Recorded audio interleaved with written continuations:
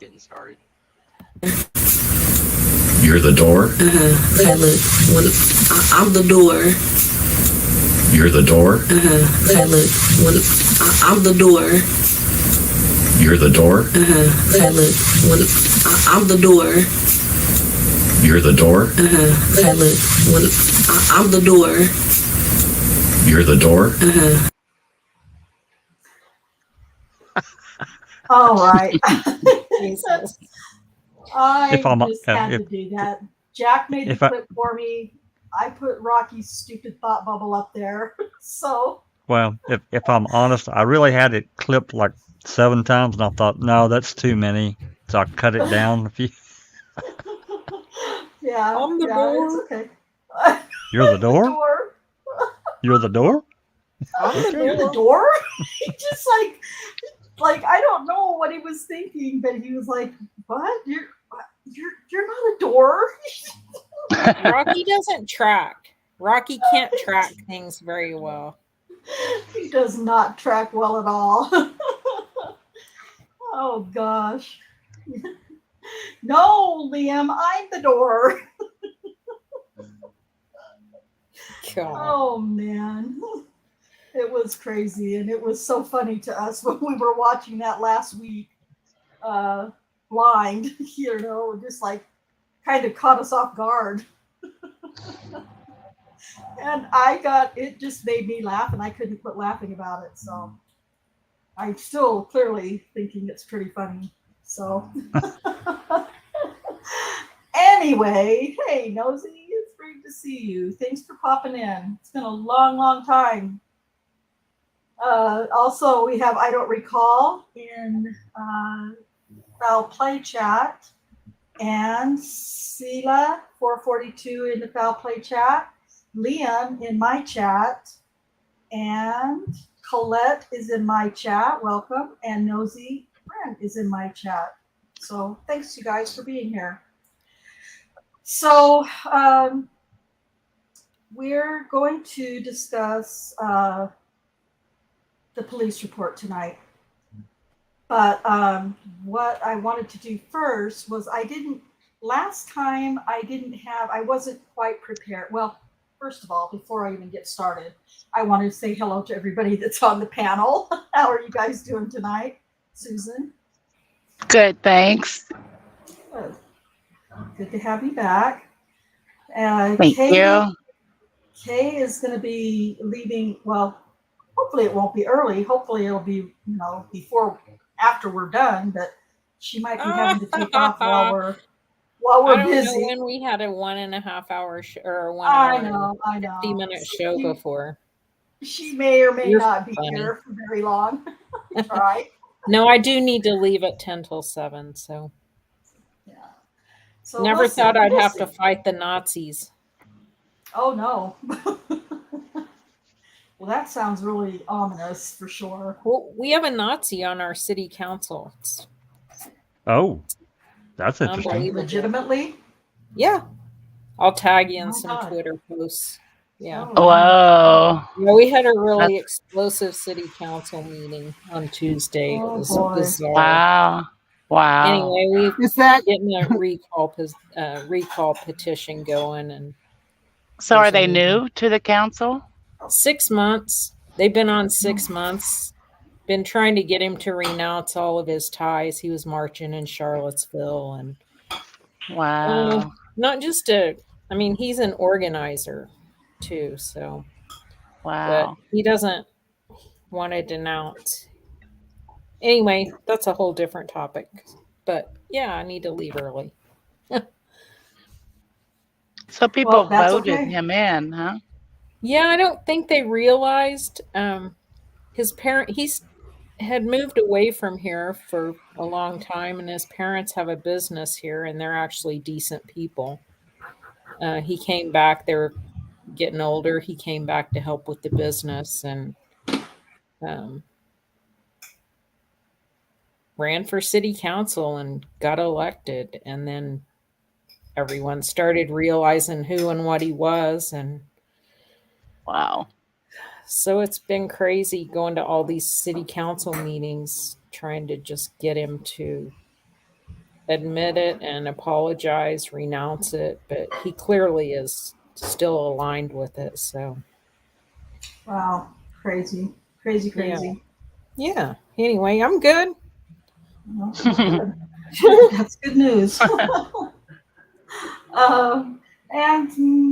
Jack, how are you doing? Well, I'm doing better than Kay. I don't have to fight any Nazis, so Yeah. I got that going for me. For real. I got that going for me. Yeah. Doing pretty good. Just busy with 14,000 different things. You know how it is. I don't know. I don't know how it is for you. I know how it is for me, and it's not nearly as crazy for me as it is for you. So Just try to pace things out. Keep the sanity. Yeah. Well, you have good time management too. You're really good with time management. I am Some not at days, all good with some time days, management. no. Some days, no. I get stuck in a rabbit hole on X or wherever. It's like, you know what? Just leave. Just turn it off. Close the screen. Yeah. Yep.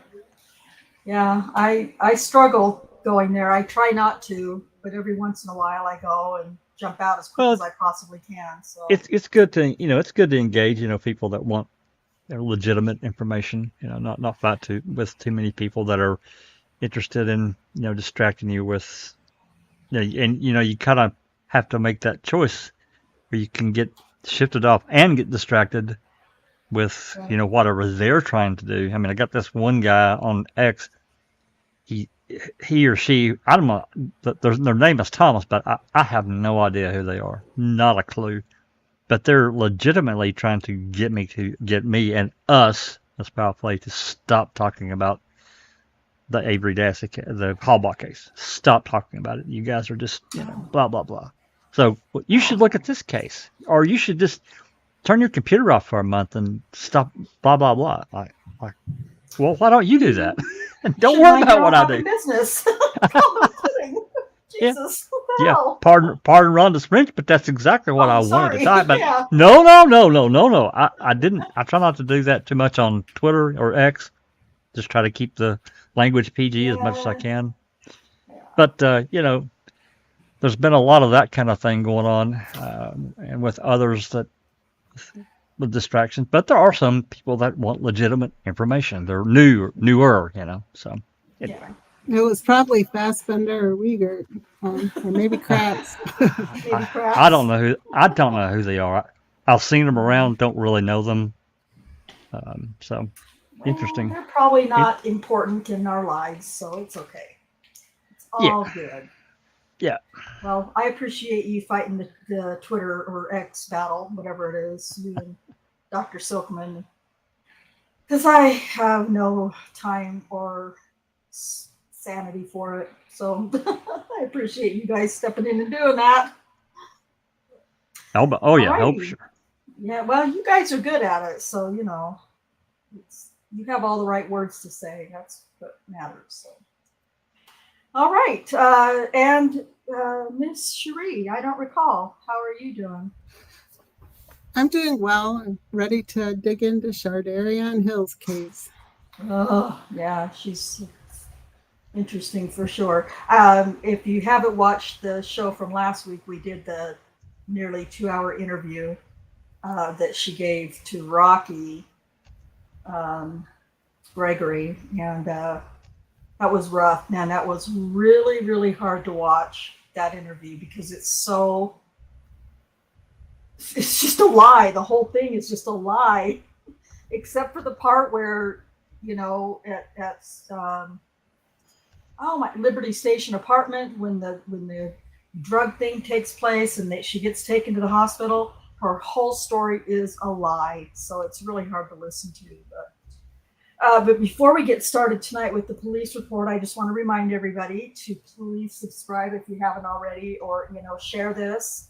If you are on X, share it on X or Twitter. I just really am struggling with saying X. It's just Twitter to me. So whatever you guys want to call it, but share it. I think it was a huge mistake to rename it, but It really was. Well, how do you? So with Twitter, we tweet, right? Right. With X, what do you do?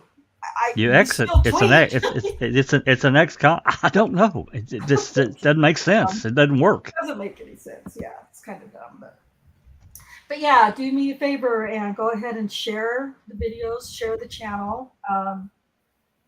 For those who aren't familiar with the channel or the case, or know a little about the case, send them this direction, because we're working to get facts to the public, and not stuff that we've seen on TV or read in papers and whatever. We're trying to show the truth and the facts of the case, and I think the road we're on, I think we're doing pretty good with that. So just help us do that. Help us get the word out there and send them over here, and let's pick up some more subscribers, and like the videos, and make comments. I think that's where we're going to really be able to get some traction, is by commenting after the videos.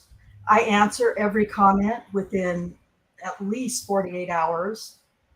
So please, help us get some conversation started in the comment section as well. So, but what I wanted to do first is share with you guys, when we were listening to, what's her face, Shardayreon, Shar, or whatever she calls herself, give her her fantasy story. I realize it's kind of hard to probably visualize things that she's saying or places that she's saying. So I was able to get my hands on a few pictures of the hospital. And so I wanted to share that with you guys right now. And I'll just explain them to you as we see them. This was the shower that she was taken into when she was taken to the hospital, and they stripped her down, took all of her clothes off of her, and decontaminated her. And so this was the room. Oh, Alice, give me just a second and let me get you a link in case you have time to drop in with us. So this was the shower that she was taken into. Now, this is what the shower looks like when the person is disrobed and is showering, is being decontaminated. This is closed. So if you remember back to the interview, try to imagine where in the hell Daniel would have been standing if he was allegedly could see her naked, or see her with her robe on, or whatever. She didn't have that robe on while they were showering her. She was butt naked in that picture. In that shower. So, that's just ridiculous to my opinion, in my opinion anyway, that's what she claims was happening. Just me. Okay, this is a picture of the entrance to the emergency room. Now remember, she was in two different rooms. They started her out in the emergency room, got her stabilized, and then moved her to a regular emergency floor room just down the hall from here. But this is the first room that they had her in. It's kind of hard to see Rocky was taking these pictures, so for what it's worth.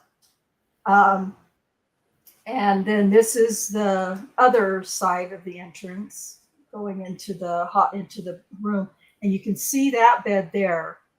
You see, what might have been her bed. Now remember, this is probably, close to almost a year, about 10 months probably, from the time that she was actually in there. So, it's possible this is what the room still looked like, or it's possible that things have been moved around and changed. I don't know. We don't know that. But this is looking in the room outside. This is from inside of the room looking outside to the hallway.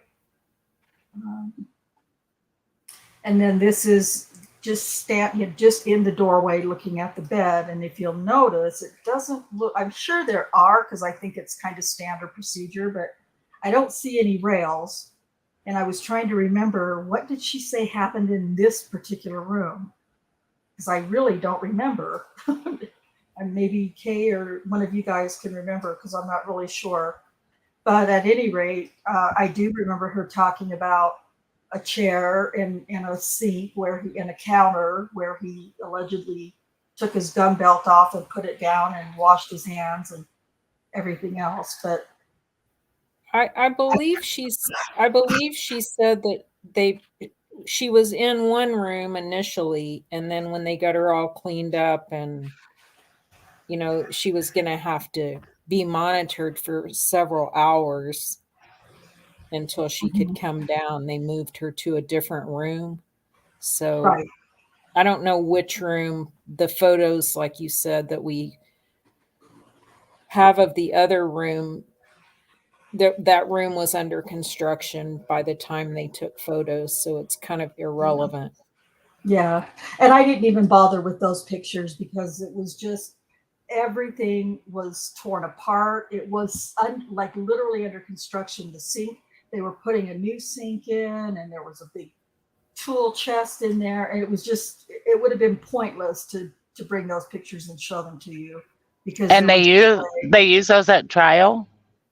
yes. Well, Wow. yeah, I believe so.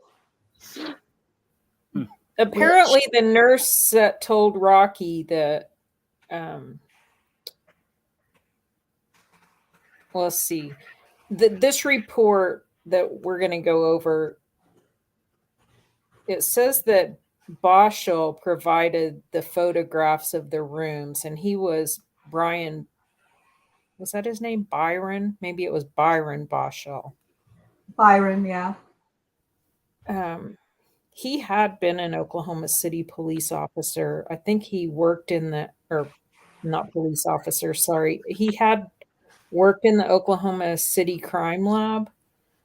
At one time, he was a supervisor. But at this time, he was the security for Southwest Medical Center. Yeah, That's his what it's called. Integris, whatever.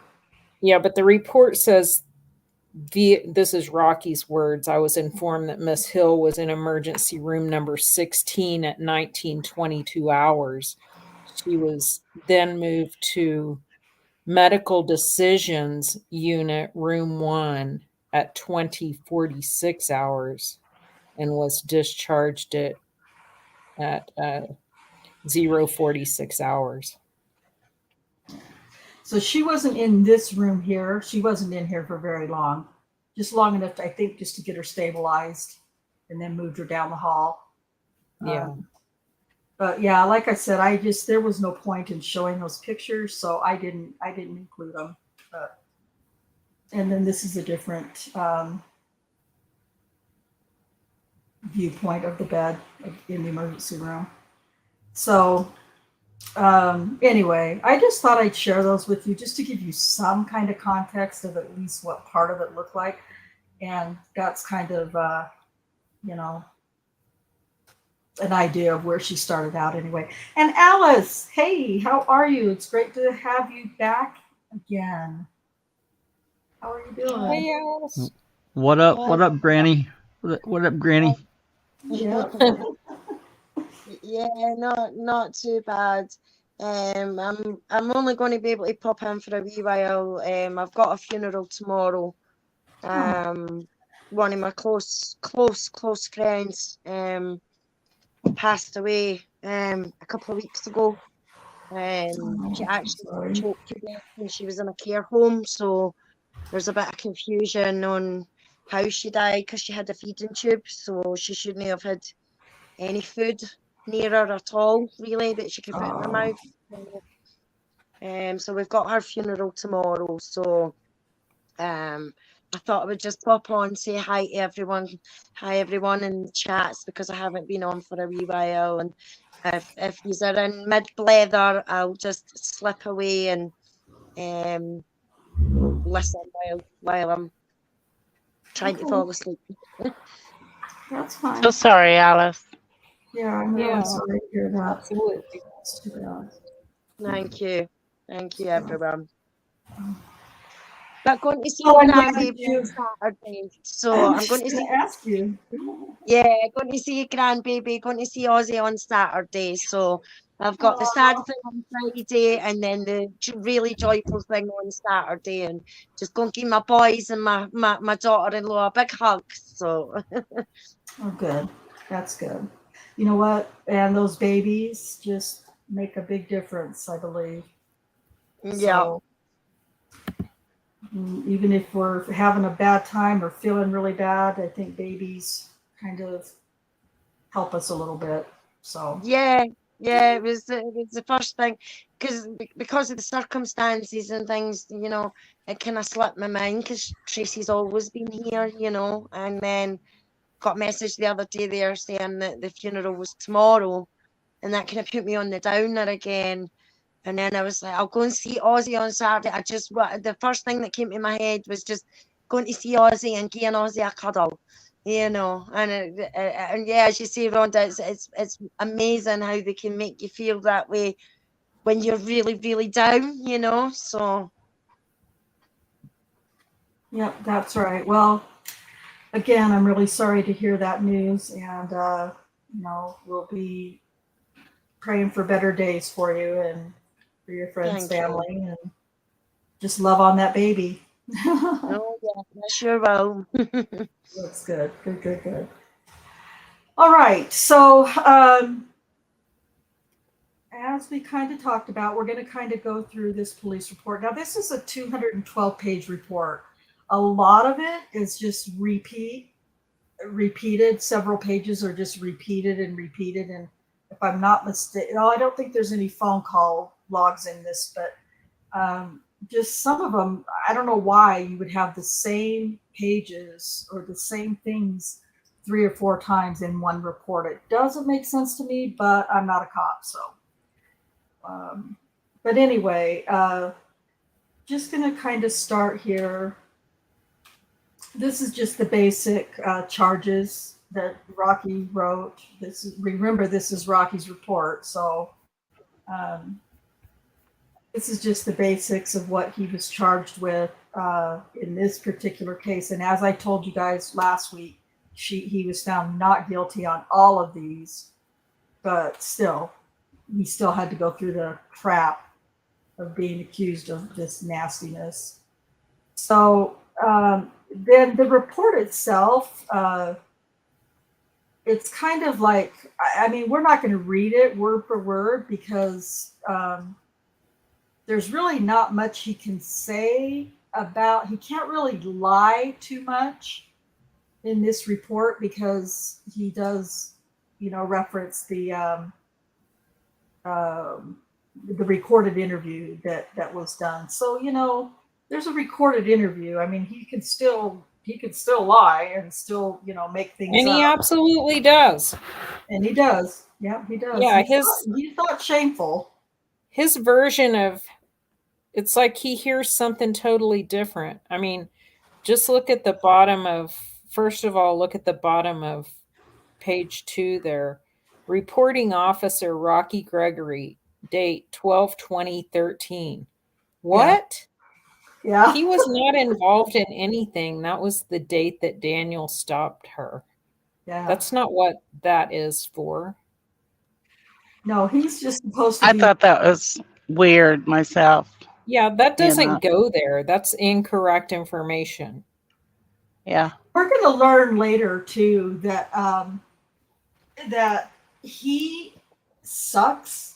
We already know this because we're already into it. But as we go back and start over with Terry Morris and J.D. Liggins, you're going to learn that you're going to learn that he sucks at writing these reports.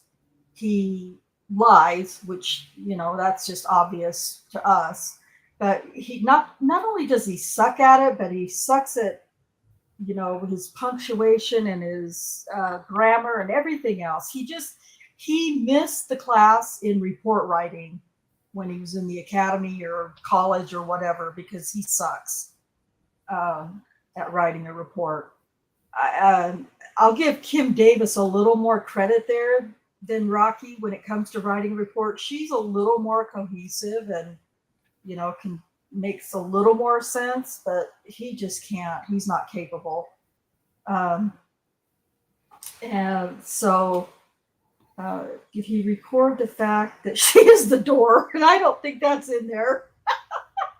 We'll see. I don't think it's in there though. And then also there's another explanation for so many pages of this report. There are also a lot of supplemental reports, and those are the ones I'm kind of interested in showing you. There's a lot of supplemental reports from like people at the hospital, like staff at the hospital. And as we kind of go through those a little bit, you'll learn that there is not one of them gives any indication that there was anything nefarious that they saw going on that night in the hospital. So is anybody in the mood for reading? And we'll read these first couple pages, or this first page, and then okay, these are all the supplemental reports, or some of them. There's several pages. Anyway, we can just start by reading this first paragraph, I guess, here, if somebody would like to read that. I'll do it. Okay, thanks, Kate. On 9/19/14, I, Detective Gregory, was placed in contact with victim Shardayreon Hill. Victim Hill had contacted the sex crimes unit in reference to making a sexual assault report. After contacting victim Hill back, she advised that she had been assaulted by Officer Holtzclaw and wanted to make a report. No further questions were asked until we spoke in person. Isn't that interesting that he's so dumb? Every time he's going to do something shady, he makes sure to point out that very thing. In this Yeah. case, no further questions were asked until we spoke in person.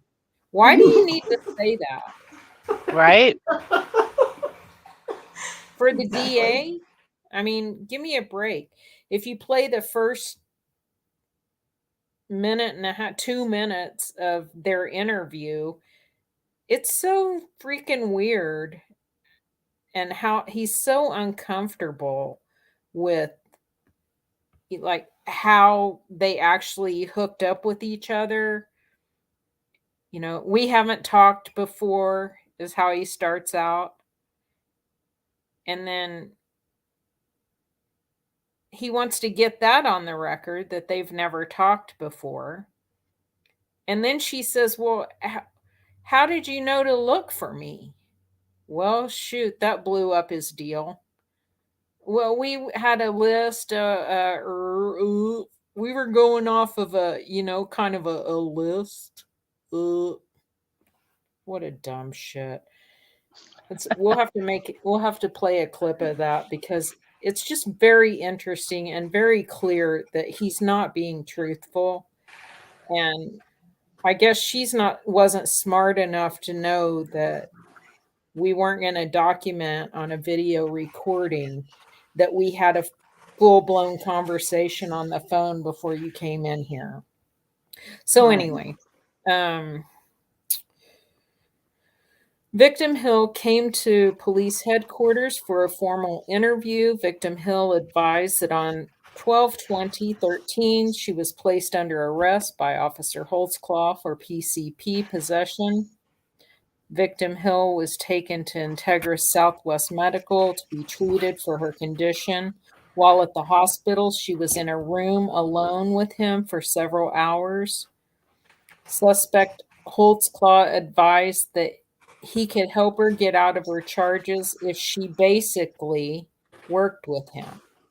Suspect Sorry. Holtzclaw then assaulted her in that room.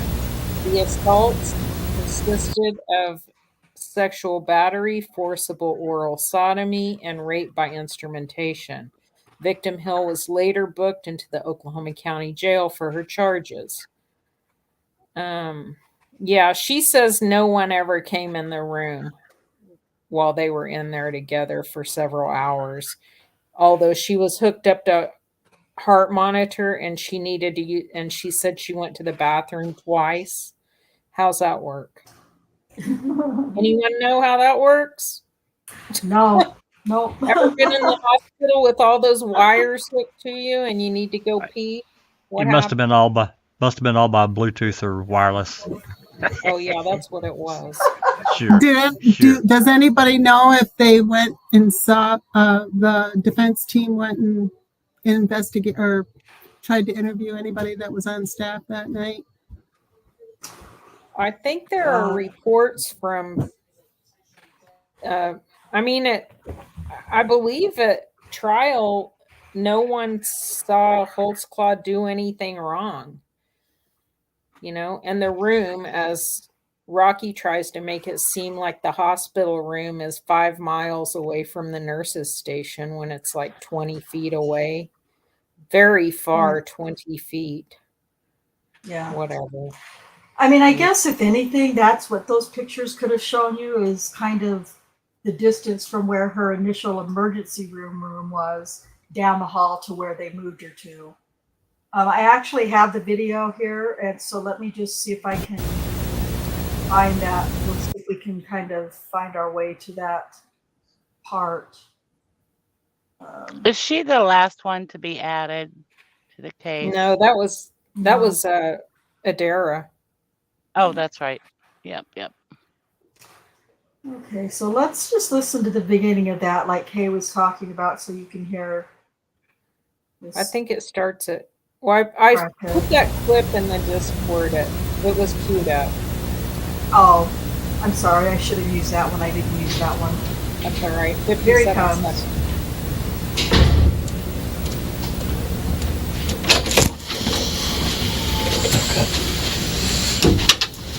This seems like very trashy in here. We'll clean it up. Am I saying your name? When I say Shardayreon? It's pronounced. It's close enough. Shardayreon. Okay. It's pronounced Shardayreon though. That's really loud, Rhonda. Oh, is it? Okay, sorry. It is on my end. Not on mine. No, it's fine for me. Okay, I'll just turn my headphones down. Turn your ears down, Jack. I just want to. Sorry about that. There's no way to adjust the sound in here, or I would. It's something I know StreamYard is working on, but haven't got there yet. We're playing this again because we want to point out how Rocky approaches her. So pay really close attention in the next couple seconds here. What do you go by? Darion. It don't matter. Okay. Well, like I say, I know that we really didn't talk about anything. You called up to the sex crimes and just said that you wanted to come forward in reference to that officer. I knew what you were talking about that, and I know we didn't talk on the phone or anything about it. So we're just going to start from the very, very beginning. Okay. Okay, so he says, I know we didn't talk on the. He tells her. He's telling her what happened. I know we And didn't she's just talk on like- the phone anything about it. She's just like, And then she doesn't cue on it because listen to what she says. Does that come right after? Okay, let's see. Oh yeah. How was you looking for me? Yeah, when I told you, I was looking for you because I have a list kind of going off of, you know, and it was kind of odd because Jim usually said that, hey, we got to call the sex crimes main line, and that's when I returned the phone call, and we just have a list of people. A lot of them, nothing happened. Some of them maybe. So Mhm. just kind of one of those. Yeah. And I just recognized your name. It's kind of a unique name. And okay, where let's just get. That's it. So yeah, it's very clear. Very clear. Does At does least that explain her question at all? No. No, he was so nervous about having to answer Yes, that with the tape he rolling. was. And what did they Yeah. call their list in court? packet. Yeah, What- packets. Their packet. Packets. Yeah. Uh-huh. Yes, Liam, it does. That does a lot. Cherie, Kay, or Susan, Kay gave us a link that we can share if you want to in the chat a couple times while we're playing tonight. And I'll let Kay explain what that is. But anyway, Oh, of all of her arrests. yeah. Yeah. So yeah, It's just when you- it's kind of interesting how many times she's been arrested. Some of the files don't show what the charges were on this arrest.org or whatever that site is. right. But there, I don't know, 12 or something of them. I'm just guessing right now. Yeah, there was a lot. The dates are on the pictures, so you can Yeah. see how frequently she was getting arrested. Yeah, quite a I bit. put And it in they- your chat. Oh, okay. Thanks, Susan and Cherie, both. Appreciate you guys. So yeah, again, we're not trying to say prior bad acts, make her a liar. I don't mean that at all. But just an idea of, how busy she was in her life, for sure. And to make it sound so innocent in her interview, not that she made it sound innocent, but they certainly don't go into any there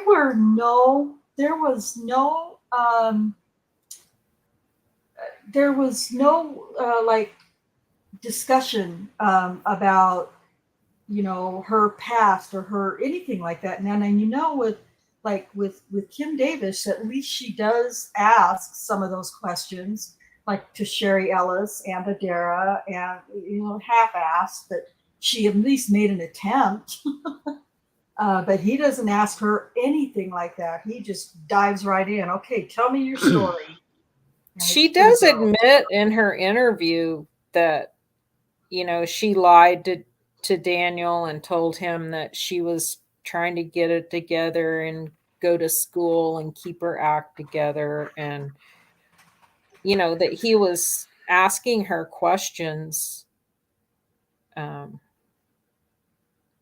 The questions that she said he asked her, those were all consistent with him actually caring about if she was trying to get it together and be on the right track. That's about the only thing that was true in her interview.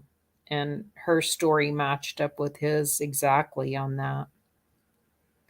Right. You want me to go on?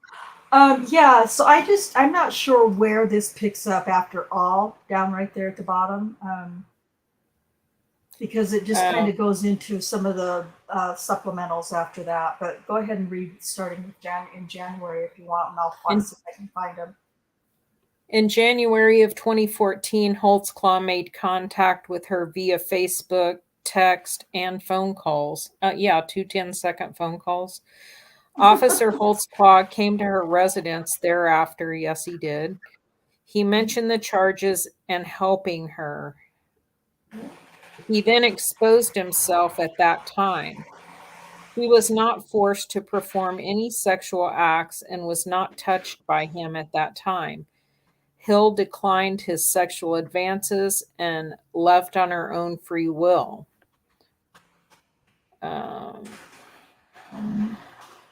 All incident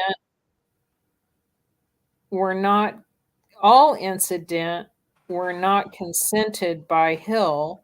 Hill felt as though she had to go along with the assaults due to trying to get out of her charges. For further information, see all these 9,000 supplemental reports. Yeah, there's a lot. And so, yeah. Sorry, this goes. This is also going to show. There is also a police report, a report from Daniel in here, and his report is very, just very basic. And I mean, I don't know. I mean, what else? What else would you say anyway? But he just, I don't know. What he writes in his report makes a lot of sense to me, but I. Nothing like what she's saying, went on, because of course he doesn't report on things that went on inside of the hospital necessarily. He reports mostly on what took place at Spring Lake, and so we'll get to that as well. In fact, I didn't pull that up. I have that. I do have that one. Find it. Let me find it. See if I've got it in the file here. Let's see. I guess not. I made a PDF of just his report, but I don't have it saved in this file. Anyway, so excuse me. So they have Daniel here listed as an arrest, officers involved in the reports. So they have Daniel, and then they have Officer Alan Cruz. And then also Officer Ashley Zexer, and she was the female who came to help do the search of Shardayreon and that other chick, whatever her name was. And then, so here's what we have. We have all these supplemental reports. Let's just see here. So there's the reports with, I passed up all of these. Ashley Zexer, the other officer, the female officer. Officer Holtzclaw, his report. And then of course all of the ABL and, CAD and CIU and all that stuff is also in here. But none of that's in question. None of that is in question because he did drive her or did follow her to the hospital that night. So there's no point in discussing any of that really. So we won't bother with that. The lineup, we know he was on duty that night, not in question. Radio traffic, interview with Jonae Stafford, who was an involved person. If I'm not mistaken, I think that's the person she was with. It's her cousin or something, right? Is that the one that's her cousin? Yeah. Yeah, that's who she was with. I don't know why I thought she said it was her cousin. Yeah, I think she did. So that's Jonae Stafford, and then the booking information, and then interview with Latanya James, who was her mom. So there's a report for that. There's a report from her twin sister. Why she's an involved person, I'm not sure. Shardayreon used her name. She said she was her. Yeah. That doesn't make her involved in the Maybe she was at the house when Daniel came there. Oh, could be. And then an interview with Tammy Dornan, and I believe Dornan, I can't remember. We'll find out. I can't remember what she was. She was something to do with law enforcement, if I'm not mistaken.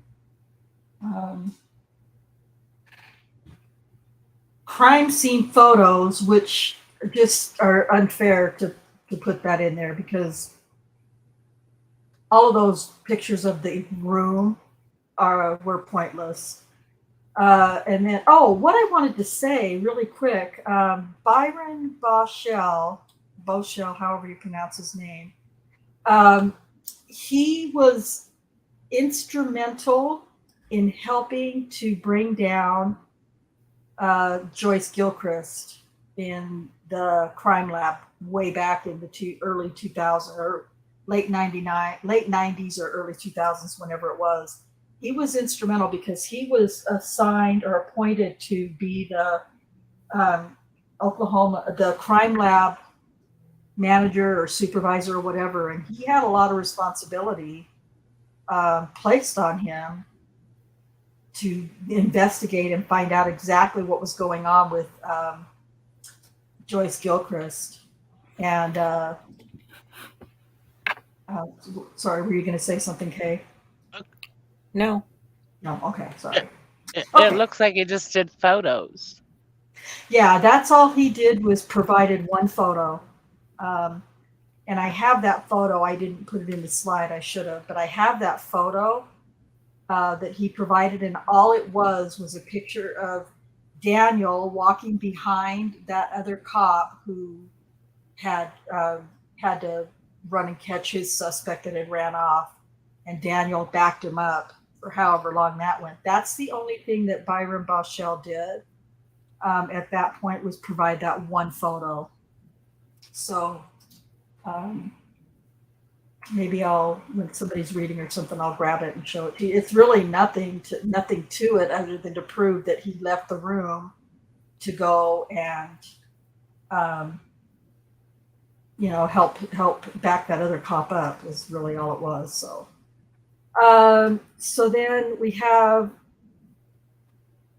Varunacek of Hill. To my knowledge, other than in that particular situation on December 20th, 2013, I don't remember that there was a lot of times that he ever checked her. I'd have to, I'll find out more about that, when we can get some transcripts for her prelim and stuff. So then Alan Cruz, we'll have his, I think he was the one who had needed help getting his suspect at the hospital, if I'm not mistaken. So we'll look at some of these though and see what they say. And then Arthur Gregory, Arthur Gregory was Daniel's supervisor at Spring Lake Station. There's EMSA reports that are supplemental. So those include paramedic Leroy Limke, and EMT Blake Schweitzer, I think it is. And then there's some Integris medical staff reports. Richard Watkins, Jamie Hong, who was one of the nurses. I think he was the only nurse actually. And the doctor, Christopher Hart. So those are some of the reports that we'll just briefly go through.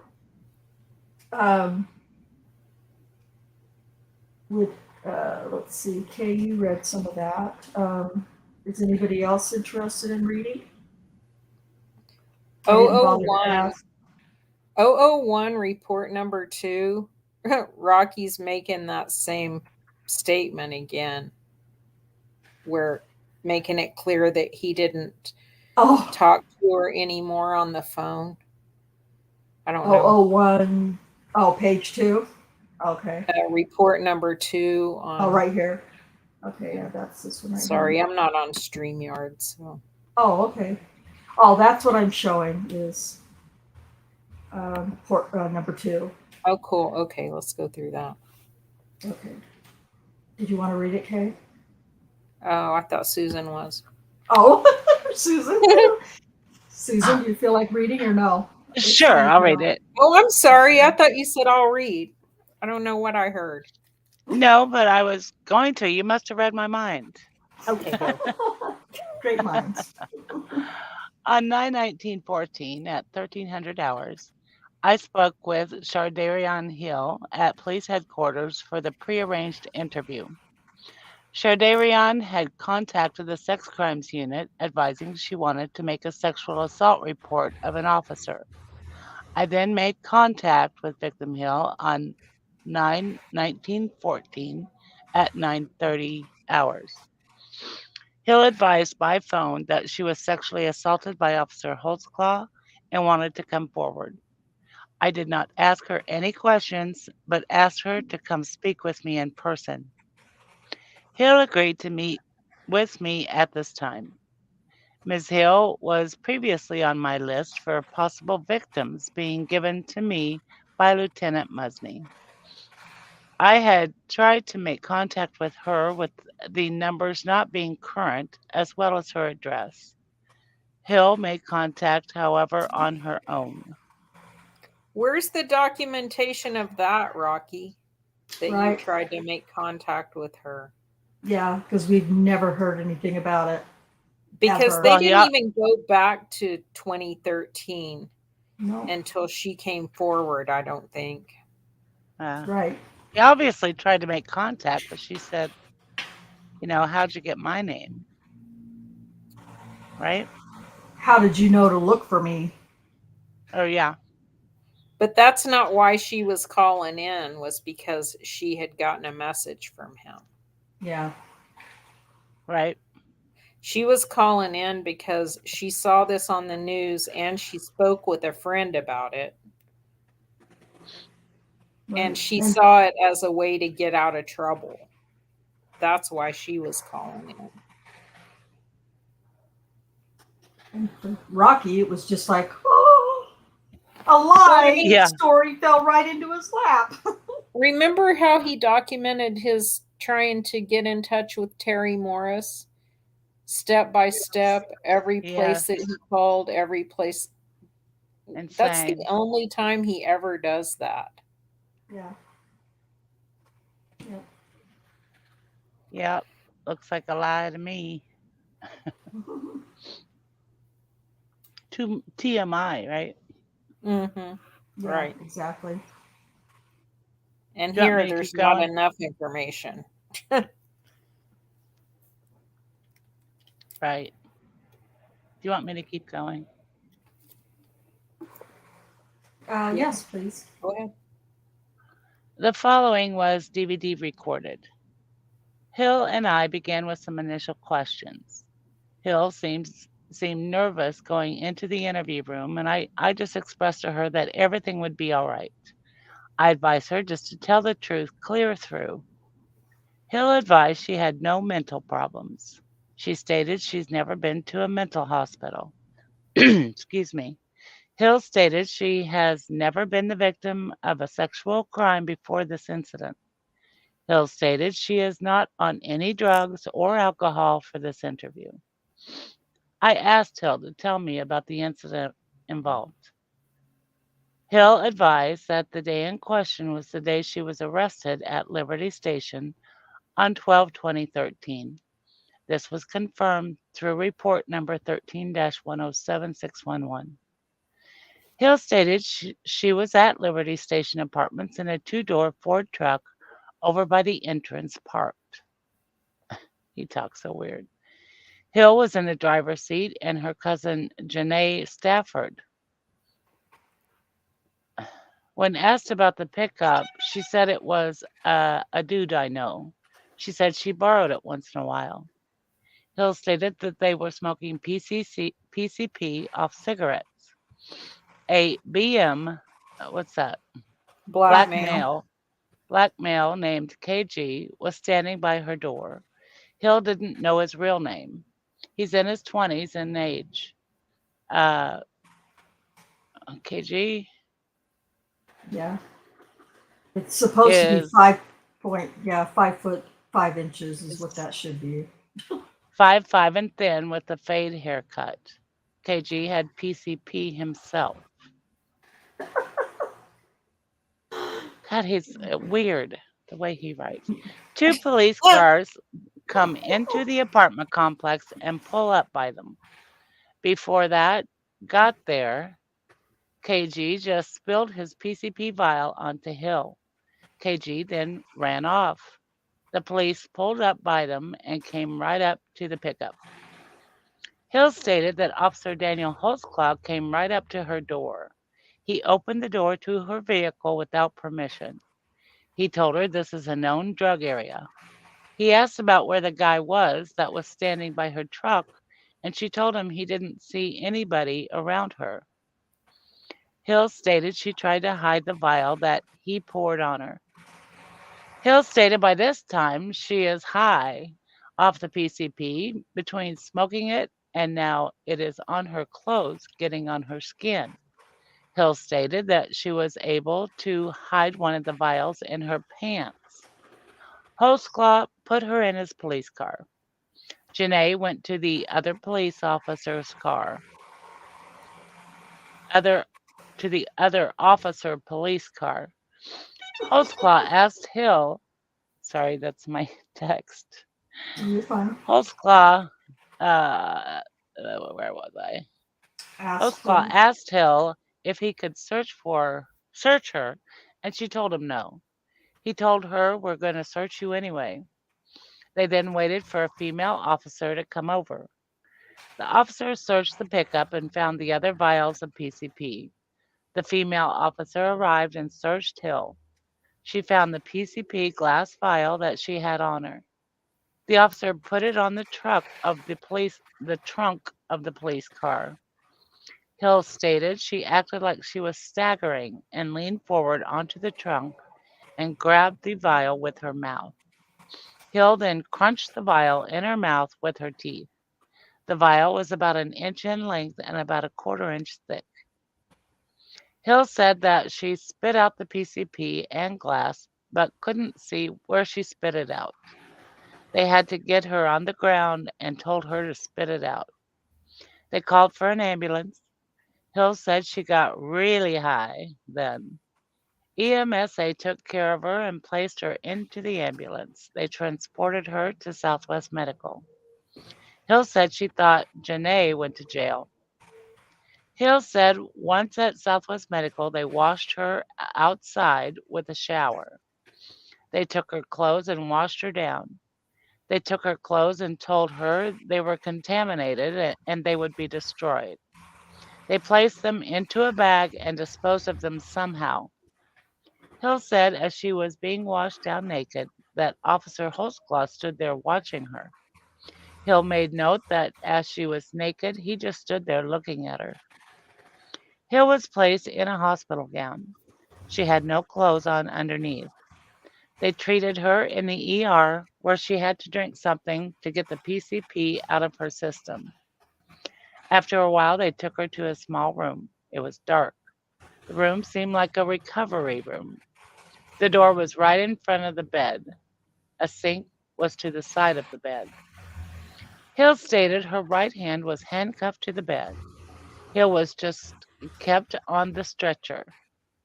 The doctor came in and out the first room, but not much on the second room.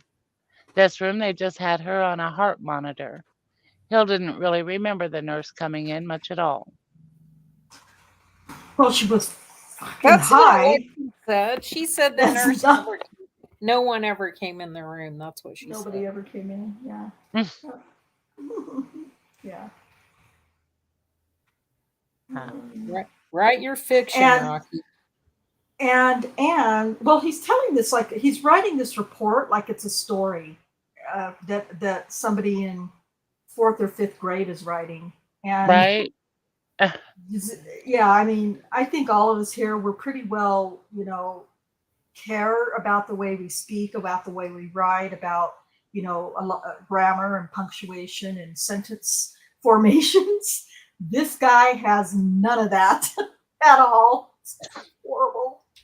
So anyway, okay, sorry. Oh, I also wanted to say, it's not clear to me. After a while, they took her to a small room. It was dark. The room seemed like a recovery room. The door was right in front of the bed. I'm the door. Sink was to the side of the bed. I'm Yeah, the so door. I'm the door. Yeah.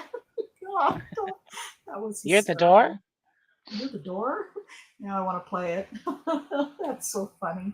Anyway, I was trying to figure out what he was saying that she said. But anyway, go ahead. I'm sorry. That's all I can see. Oh, Oh, much at all. Okay. Let me finish that, please. You don't have to, this goes on a few more pages, so if you want, we can switch off and let somebody else read. I don't Hill care. stated in this last room she was in Holtzclaw. She was sitting on a chair at the end of the bed by the See, that's sink where some punctuation would have come in handy. Hill doing stated in paperwork. this last room she was in, comma, Holtzclaw was sitting on a chair at the end of the bed by the sink doing paperwork. That, you know, there could have been some punctuation in there. Sorry, go ahead. Hill asked to use the restroom and he came and unlocked the cuffs. He made mention that her gown was down and her breasts were showing. Hill couldn't remember whether he said breast or titties as his words. Hill was stumbling some and he was laughing. Hill said she didn't know who fixed her gown to where her breasts were not showing. This is in reference to him fixing her gown on her, for her. Okay, so where's the part where the nurse comes in and gets her situated, helps with the cords and everything? I mean, Yeah. they forgot. I guess Rocky doesn't know how all that goes. Yeah, if he did, he would They have don't figured just out. let someone like that get up without assistance because it's a huge liability to the hospital. So even if she has Yeah. on one of the portable monitors, With they're all that still not going to PPE, just let him yeah, uncuff her and send her off to the bathroom by herself. It's a liability. Yeah, yeah. there's no way. That's just No not way. how things work. Poor Rocky. Hill was taken outside to the outside restroom. They came back to their room. I mean, what is this? She was taken out to the Taken outside restroom. outside restroom. That implies That's that she not, was taken yeah, outside of she the doesn't say hospital. someone came and helped her to the restroom in her interview. So he's just, yeah. Here's the thing with this case, these reports never match the recorded interviews if recorded interviews exist. Never. They don't. They're always, they always put their spin on it. Agreed. Oh. And I guess, because the district attorney doesn't look at the actual recordings if they Right. exist, they decide whether to take charges based upon these reports. They came back to the room. Holtzclaw let her go to the restroom on her own as he was outside the door. Once back inside, he hooked her hand back up to the railing as it was originally. Officer Holtzclaw kept mentioning that her titties or breasts were showing. Hill said she looked and seen that they were out some. There was something Oh my off. God. Really? They Really, were out Rocky? on Rocky. Jesus. Something was not snapped up. Hill clarified that since she had larger breasts, the gown came down low. That's not what she said. Well, She said there are snaps on the shoulder and they must have been unsnapped. That's what she said. yeah. Her nipples, areola area was not showing, but her cleavage was for sure showing low. What? The gown Jesus was Christ. drooped down. Hill said she was still high and really was noticing. Did he What? mean to say wasn't noticing? He's so dumb. Hill said she fixed it the first time he said this while back in the recovery room. Hill said she guessed the gown drooped down again after a while. He told her again that her breasts were showing. It was at that time that Officer Holtzclaw talked to her sweet. Yeah. Oh my God. He was going on. He was going on About about why she was in the environment she was in. They talked about her two babies' daddy being in jail. He was saying, is her life really he was saying, is her life really her? uh, Yeah. Okay. Is her God. life he was saying, is your life really you? right. He then looked at her ID and asked about her name. Wait, she's naked with no clothes. Where's her ID? What? Now? Yeah. She got splattered. She got contaminated with PCP, but he's going through her property now? Okay. Hill Well, said at this. and Oh my anybody who's been in the hospital, sorry, like, I mean, I know I have, and several of you have. My property, especially in a situation like that, if an emergency room or just being put in a recovery room, is in a bag somewhere, like in a hospital plastic bag somewhere that's, put in a closet or whatever they have, or at least that's the way it works here. I don't know what it's like at that hospital in Oklahoma, but he wasn't looking at her ID. Come on now. Okay, if he was, it's going to be in his police report. He's going to say that Yeah, that true. she gave him the ID, but I can't imagine that with all the PCP getting splashed around. Yeah. If he did open the truck door, it's because it reeked of PCP when the guy dumped the PCP on her. I Well, can't remember what he writes in his report, so that'll be well, interesting. he definitely contradicts that for sure. He says Hill said at the scene she told him her name was her twin sister Shardayreon. Officer Holtzclaw then began to talk to her about her lying to him. He was asking her about selling drugs. Officer Holtzclaw then began talking to her if she was going to sell drugs to not do it where the police were looking. Oh, Oh, bullshit. come on. He was saying Brother. the areas the police were looking and she was taking it like she shouldn't deal drugs in those areas. He spoke about Sooner Haven and Prince Hall apartments to not deal out of. Telling her where to not deal drugs. Okay. This was I think he's getting Holtzclaw mixed up with who was the guy that blew up the human trafficking and prostitution sting? Oh, I can't remember that Edwards, cop's name. Anthony Edwards. Anthony Edwards.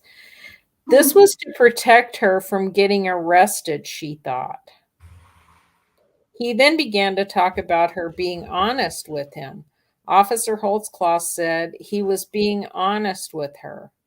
Hill told him she was a good girl in school. She portrayed that she didn't know anything about the drug scene. That matches what she said in her interview and what he says. Mhm. Officer Holtzclaw then made mention of her breasts showing again. He went over on the right side of her. He reached across her chest, grabs her left breast and gown with his hand. He had his forearm across the right breast and moved both breasts up in this manner. Officer Holtzclaw made this motion in pulling up her gown, but he grabbed her left breast and lifted the right breast with his forearm at the same time. He Good let God. go of her breasts and went back to sit down. Notice that even though this is the same incident we're talking about, now Rocky's saying The reporting officer is Rocky, and it's 9/29/14, Yeah, yep, down here. not 12/20/13 anymore. Whatever that's all about. Oh man. Her feet were up on the bed flat. This made her legs up bent in this position. Hill started noticing that he would be looking in between her legs, looking at her privates as they were exposed in this position. When she looked at him directly, he would look away or back down. Oh, come They on. began talking again. Officer Holtzclaw began to talk to her about how her charges could go away if she'd just cooperate. She took it like, go with the flow. She asked him what he meant. He told her to give it a month and the charges can go away. Officer Holtzclaw came back up to her on her left side. She didn't think her gown was down this time. He reached out and touched her right breast, unknown with which hand. Hill stated that he squeezed her breast. Hill said she was thinking if she just let him do this, he wouldn't take her to jail. He was talking about her charges going away. He was just standing there squeezing her breast for a short time. Hill didn't say anything to him. He stopped. Oh, Hill God. asked to go to the restroom. He unhooked her hand from the handcuffs. He escorted her to the restroom. No, he didn't. She went in the restroom on her own. They came back to the recovery room and she got back in bed. He didn't hook her back up to the railing. Officer Holtzclaw told her once back in, I would fuck the shit out of you. I would nut in you. I asked if he used the term nut, and she was positive that was exactly what he said. He then went on to tell her that he, but he, Oh, sorry. Were you but reading he from? was, no, I'm reading from mine. I'm just trying to Okay. That he process his sentence. would, but he was on the clock. Officer Holtzclaw was on the left side of Hill. Right after he made these comments, he bent over, touched her breast a third time. He just touched one of her breasts. He grabbed her left wrist, placed her hand onto his genital area. Hill stated she wasn't really looking, but could feel his genitals with her hand outside his pants.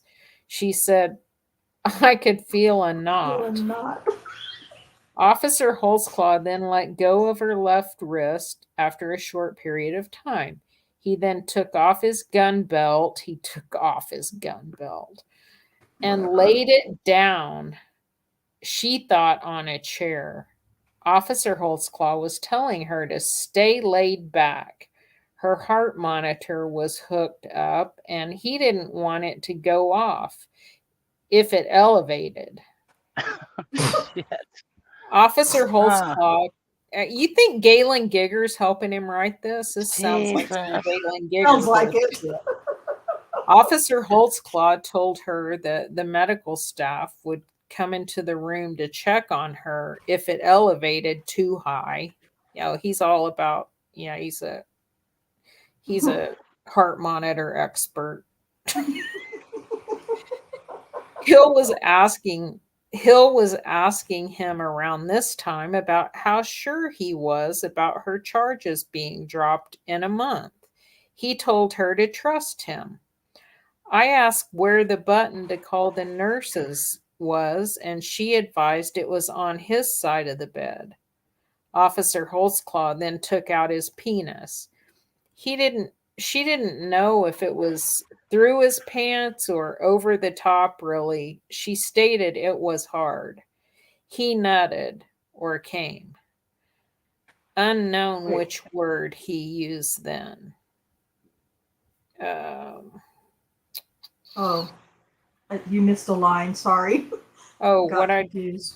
He just told her to just do it. Holtzclaw said he has oral sex, but he hasn't ever nutted or came. Unknown which word he used there. Sorry. Oh, okay. Um, Holtzclaw then took her right hand and pulled her from the back of her head. Took his What? right hand. Okay. You want to read, Susan? I seem to be like having No, it's technical okay. difficulties with Rocky. I was just confused too. It's like Holtzclaw then took his right hand and pulled her from the back of her head toward him. He directed her head to his penis. Hill stated that she put her mouth on his penis. Hill said she went up and down on his penis 6 or 7 times with her mouth, maybe about a minute in time. Officer Holtzclaw then made the comment, "Ha! Ha! Never sucked a white dick before. Look at his exclamation points." He did this earlier, I noticed. Yeah. Hill then stopped and said she hadn't. He then stopped and put his penis up. Yeah, this is definitely Galen Gigger because that's how he says it. He put back on his gun belt and went back to seat on the stool. What the hell? Good God. Hill then asked about calling her mother. She asked about her cousin then. He didn't say much. He said he couldn't do it to get in trouble. Officer Holtzclaw then called Hill's mother, LaTanya James, at such and such. He placed LaTanya on speaker with Shardayreon Hill. Hill told her mother about what happened. It was talked about her getting a bond. Hill told her mother that she was going to get of trouble. She's going to get of trouble. She said that her friend was going to let her go. LaTanya, what friend? What? Hill said, Jesus. Hill said, Mr. Officer. LaTanya laughed at her and told her she was high. The phone call was ended thereafter. Right after the phone call, Officer Holtzclaw walks right over to the front of the bed. He sticks his right hand up her gown in between her legs. He then puts 2 of his fingers in her pussy, she stated. He penetrated her vagina with his fingers. Hill said she gasped out loud because she was ready for it. Oh, good Lord. She was Good ready Lord. for it. I think he meant to say because she wasn't ready. Wasn't. For it. He's I don't like know. living in a porn movie right Yeah. I mean, he didn't proofread this at all? Clearly, now. Evidently. Can you imagine having to write a police report based on her frickin' interview? Oh my God. He then took his Hey, fingers TJ. out and went to the sink to wash his hands. She told him she didn't know he was going to do that. Hill didn't recall what he said in return. Hill asked if she was still going to jail. Holtzclaw told her that he had to take her to jail because he ran her name. She brought up that she gave him her twin's name, Shardayreon Hill. She told him that she didn't want to go to jail. He responded with, "Just trust me!" Exclamation point. "Give me 1 month. I'll make sure they don't stick!" Exclamation point. Nothing else happened at the hospital as far as inappropriate touching. Hill made it known there was never any hospital staff that ever witnessed the assaults. They got her up and she had what she called as blue clothes. Hill was then transported to the county jail. They began talking. She spoke about not trusting a cop. He said the charges would be gone after a month. Nothing happened on the ride to the county jail. Once at the county jail, they went inside. Hill gets processed. Holtzclaw told her that she had tickets on her. He told her she had around $4,000 in warrants. He told her he didn't put them on her, and he didn't. His exact words were, he hid them. I'm going to ask you to pause and then I'll pick up reading for you if you'd like, Susan, so you can Yes. break too. Okay. Listen, I just kind of put on the screen here. I want to show it because I thought it was very interesting. So TJ dropped in while I was away because I couldn't. So TJ says, interesting thing the AI said when I Googled her name. This is amazing. Sharday Hill is an accuser in the trial of Daniel Holtzclaw, a former Oklahoma City police officer who was wrongfully convicted of sexual assaults. Oh my God. Guys, That's that's awesome. fucking That huge. is interesting. Yeah, that's crazy. Hill appeared with her parents to tell reporters, with her parents, that Holtzclaw sexually assaulted her in a hospital. Hill was one of the most high profile accusers. Yeah, that's crazy, TJ. Very cool. Yeah, that's pretty freaking awesome. Yeah, that's a big deal to me, to all of us, I think. So thank you for doing that. I would like you to AI all the other accusers when you get a chance. That's pretty cool. Okay. All right. Back to this nasty thing here. Oh, let's see. So, okay, there we go. Is everybody still with us? Oh, there's Yeah, Alice is I still am. here. Jack. Oh, Okay. yeah. All right. All right. So once at the medical screening, the nurse asked if she was sexually assaulted in the last 24 hours. You think that's true, you guys? I don't know. That just sounds unlikely. That might be standard, Maybe. I don't know. Maybe. Yeah, anyway, she looked at him and he was looking at her with his book open. She told the nurse no. Officer Holtzclaw closed the book and went around the corner. He then went to the slider doors and exited thereafter without saying anything more to her. Hill stated she had to stay in jail 5 more days. She was released on Christmas. And then it talks about her charges and new charges.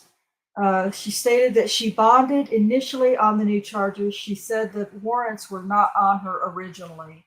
Hill stated that when she got home, she did tell her mother, Latanya Shardayreon, and she thought her cousin, who was arrested with her, about having to do sexual acts with the officer. 2 weeks later, Hill received a friend request from Daniel Holtzclaw on Facebook. She advised she accepted him. Holtzclaw told her originally that he was going to find her, and he did. She told him that it took long enough to find her. She said they talked throughout the day. The day was January 8th, 2014, by looking at Facebook records. Through the Facebook, he told her to call him and gave him her number. This was the number. Hill said she was later told by her sister Shardayreon that he tried to friend request her by accident looking for her. She didn't accept him on Facebook, however. Hill advised later when I spoke to her that the very next day on 1/9/2014, that's a confusing sentence to me. Hill advised later when I spoke to her, okay, he asked her to come over. He asked her to come over. She gave her address. Hill stated Holtzclaw came over to her residence around 9 p.m. He parked next door to the west in a blue house, and later confirmed a different address. Hill stated that Holtzclaw arrived in that driveway in a silver Chrysler 300 with chrome rims. Note, this is the same vehicle that suspect Holtzclaw got out of when I arrested him. Jesus. Noted, Rocky, noted. Hill stated she was at home babysitting her brothers and sisters and her children. Hill stated she has 4 children in all ages, 2 to 7 years old, but she only had custody of one of them at that point. Hill stated he asked her to get in his car. Once in the passenger seat, they began talking. Holtzclaw was off duty and just had on sweatpants. He does speak some about her charges. Hill advised several times throughout the interview she was only going along with Officer Holtzclaw's wishes to try to get her charges dropped. Holtzclaw then began pressuring her to go with him around the corner. He stated to her he wanted to, quote unquote, bend over and I will fuck you real quick. She just asked him if he had a condom. Holtzclaw stated, no, you don't trust me? Hill just told, this is like a story. I'm reading a story. Hill just told him maybe another time. She told him that the kids were in the house by themselves. He kept trying to get her to have sex with him, but she kept declining. Once he seen that she wasn't going to leave with him to go have sex, he began asking for oral sex where they were sitting. Hill stated that he never drove off and remained in the driveway of the abandoned blue house to the west of her residence. And you know what? There's no way to know if that's true or not. I mean, I know it's not true, but there's nothing that can prove anything different. Holtzclaw was wearing sweatpants. You already said that, Rocky. He took out his penis over the top of his pants. His penis was erect, she advised. Holtzclaw kept saying, come on, come on. She told him the kids were in the house and spoke about how she was neglecting them. Please. She told him she would talk to him, but she wasn't going to do that. Hill thought he had his penis out for a long time, up to 3 minutes. He didn't make her touch him, and so she didn't touch him at all. She finally told him she had to go, and she exited the car and went into her house. They never hugged or kissed. They never touched each other. So did she stop worrying about her charges Oh, no. at this point? No, she's pissed off at him because I don't know. So then this goes on and starts, talks about all, the Facebook stuff and different, the different messages back and forth. And you can read in this police report, and I'll put it in her room in Discord. You can go through and read this entire report. And it, talks about, and you can see the different Facebook pages and all that stuff. What I want to get to is some of these supplemental reports. She claims that she told people about it after she got out of the hospital and, all that kind of stuff. We'll see what some of these supplemental reports say. She didn't bother coming forward sooner because she thought he was helping her with those charges. She said he did keep off those tickets. Once she was arrested again, she knew he couldn't help her. She just stopped talking to him. Hill thought originally if she just went along with what he wanted, he would get rid of those charges for her. She stated at no time did she want to do any of the sexual things involving Holtzclaw. The only reason she did was because she felt that if she went along with his wishes, he would get her out of trouble. Hill made it clear she would never do any of those sexual acts with him otherwise if it wasn't for her being under arrest or had the charges against her. She advised she didn't want to go to jail, so she went with him with what he wanted. What he wanted was sexual acts from her. She said she didn't want to perform oral sex and all of that stuff. And then it goes on to that. So then these are the this talks about the Facebook messages.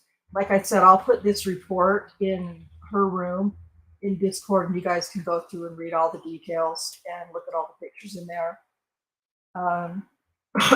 Excuse me. Let's see.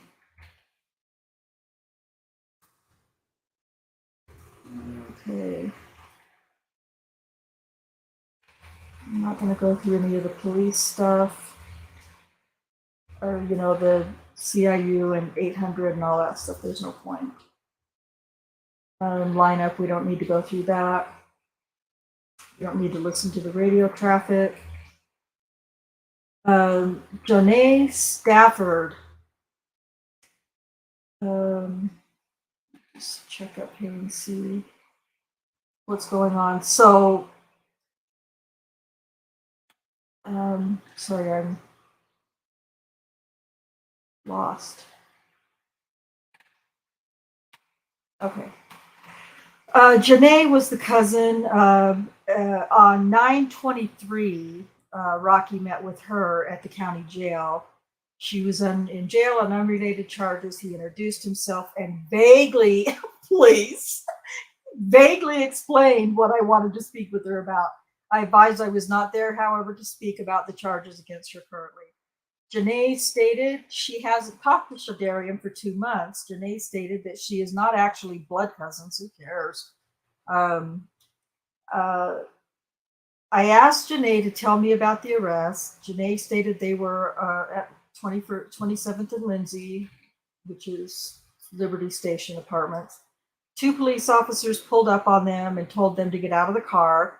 They immediately separated them, which is common practice. Janae was 19 years old then. They were asking her how old she was. She said a female officer searched her.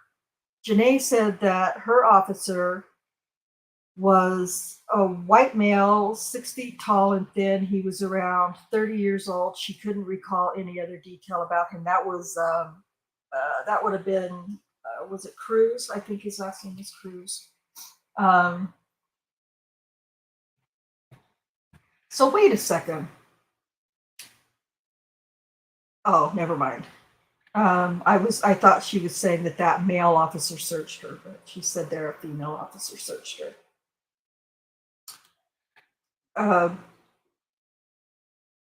But then she says, okay, well, whatever. Janae said that officer handling Shardayreon was about 6'1", 200 pounds, in his 30s. She said he was a big, cute, buff, Chinese mixed guy. Wow. His hair was black, and she did not know either of the officers' names. Janae said she had seen Shardayreon on the ground. She was in handcuffs. The officer told her that Shardayreon swallowed PCP. Ambulance came and took Shardayreon. The other officers left. The only one at the scene was Janae and her officer. This officer called her mother to come and get her. That was the only thing that happened to her. She said later Shardayreon told her that she went to the hospital and on to jail. She went to jail for getting high and trying to destroy evidence. I asked Janae if Shardayreon ever said anything to her about an officer being inappropriate with her during that incident. She said no. I asked if she talked about the officer touching her inappropriately. She said no. I asked if she'd seen any officer being inappropriate with Shardayreon. She said no. I asked if Shardayreon ever told her that the officer had contacted her later on after the arrest. She said no. I asked Janae if Hill ever talked about her charges ever going away. She said no.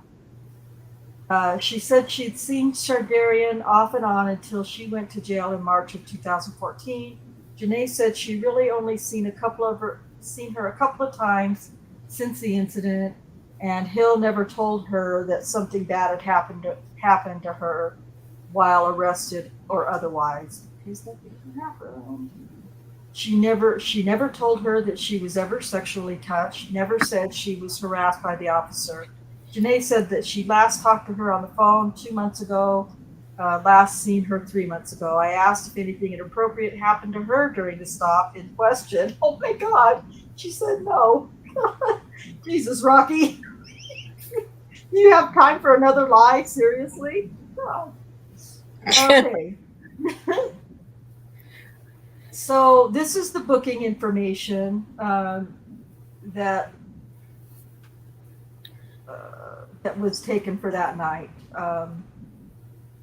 Can I interject was- something? Please do.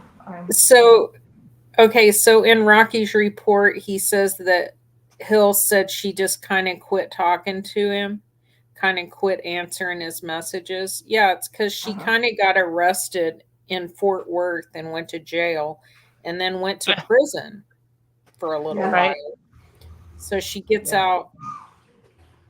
She's arrested March 19th, 2014. Daniel did send her a couple messages in that time. Then the Liggins traffic stop is 6/18/14, and on 7/3, Hill is released from prison in Houston, Texas. And then she comes forward 9/19.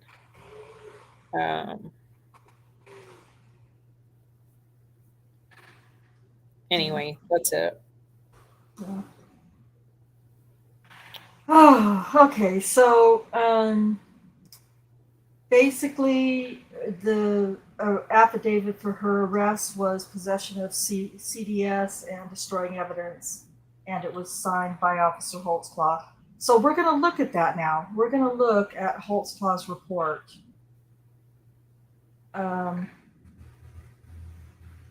Only a couple pages. Jack, would you like to read, or you feel like you can read, or no? That's okay. I don't know if I can see it well enough to really read. Okay, I got it. It's okay. I can read it. Okay. Or Cherie, do you want to read? Okay. Excuse me. On 12/20/13 at approximately 17:59 hours, myself and Officer Cruz were patrolling the area of Northeast 27th Street and North Lindsay Avenue, Liberty Station Apartments. It should be noted that this area is known for high drug activity, violent gang members, stolen vehicles, drive-bys, disturbance, homicides, etc. As I was patrolling the north side of the apartment complex, I observed a newer model Ford pickup, golden color, parked along the north side fence.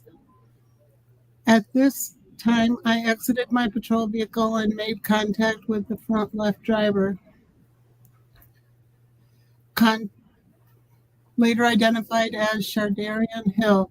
It should be noted, prior to making contact with Hill, I could smell a strong odor of chemical consistent of PCP immediately from the Ford pickup. As Hill opened the front driver's door, I immediately smelled a stronger odor Pause. Yes, ma'am. Sorry. As Hill opened the front driver door, and Rocky says very distinctly in his report that he went and opened her door.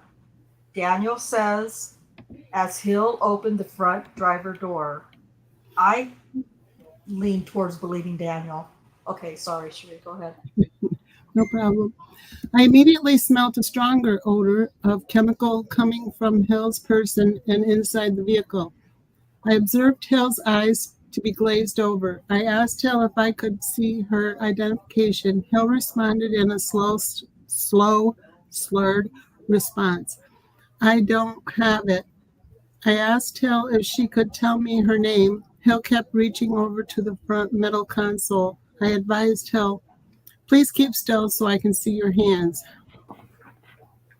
It should be noted that it was dark outside and the apartment complex is poorly lit.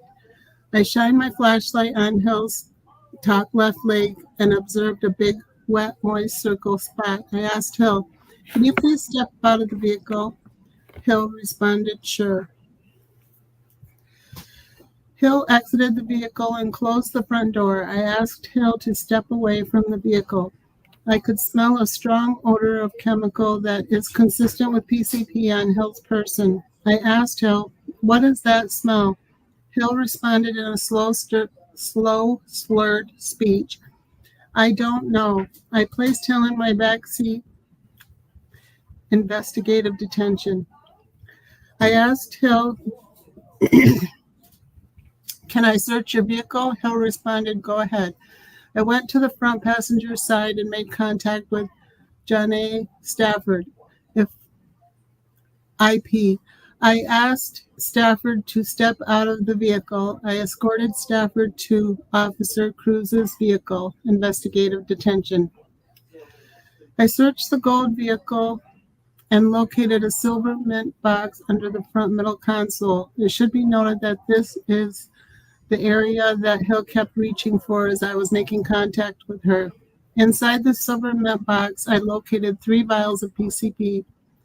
I contacted dispatch for a female unit to help search both subjects. Sergeant Zexer arrived on scene. I advised Zexer what the details of the call were.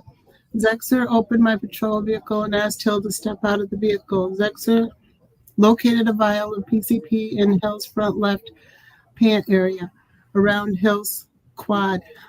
It should be noted that Zexer was the only one with gloves on at this time. Zexer placed the vial of PCP on my patrol vehicle and continued to search Hill. Hill started to weave back and forth and became unsteady on her feet. I observed Hill lean forward as if she was going to fall down. Hill immediately darted toward the vial and sucked it up with her mouth. Hill proceeded to chew on the glass vial. I heard the vial break inside Hill's mouth. I advised Hill to spit out the PCP. I immediately contacted dispatch to start EMSA. EMSA arrived on scene and treated Hill. EMSA transported Hill to Southwest Medical Center. Lieutenant Gregory arrived on scene and signed a probable cause affidavit. Lieutenant Gregory advised the watch command of the incident. I followed EMSA to Southwest Medical Center without incident. I stayed guard at Southwest Medical Center until Hill was released at approximately 0:31 hours. Hill was booked in on the above listed charges. Oklahoma City Jail notarized the probable cause affidavit. I booked in the 3 vials of PCP in the mint silver box into OCPD property room under seal. For more information, see other officers' report under this case number. Thank you, Sheree. I appreciate that. Hey, I'm gonna bug out of here, guys. Okay, Rhonda, thanks. I put some links I put a link in the private chat if Yeah, you want to do that. I don't know what you had planned for next week, but Good luck with the Nazi. Yeah, try to be careful with the Nazi. You just never know. for real. yeah, I'm really not very excited about arriving in this space by myself right now at super dark, but Imagine here I not. go. Bye, guys. Good luck. Good Be luck. careful. Bye, Sheree. Okay, thank you If so I much. don't ever see you guys again, I loved you. Stop it. Oh, okay, I'm stop. kidding. I'm kidding. All right, ciao. Bye. Bye. Bye. Let's see. I have that downloaded. Let me see if I can. Let me see what I can find that, and then. So anyway, the while I'm looking for this that Kay shared with me to share, it's crazy. I mean, I just feel like there was obviously some difference of opinion about how that whole thing went. Oh, looks like we lost Alice too. Alice, if you can still hear us, thank you for stopping in and hanging out with us for a while. Appreciate it. But you can tell that Daniel's report, first of all, was written much better than what it was than what what's his name's was Rocky's report. Rocky's reads like a story, and Daniel's reads like a police report, like a police report should. And so I'm just trying to find. Sorry, I'm trying to find this thing to share some pictures with you. I'm trying to figure out. Oh, there it is. Let me get to the right page.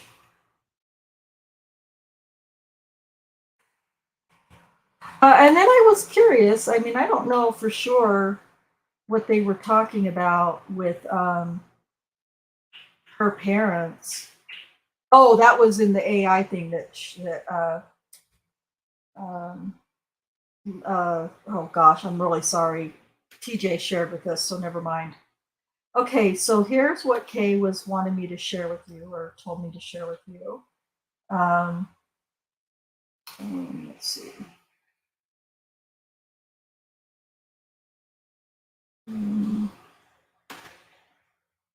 Let's see if that just transfers right over.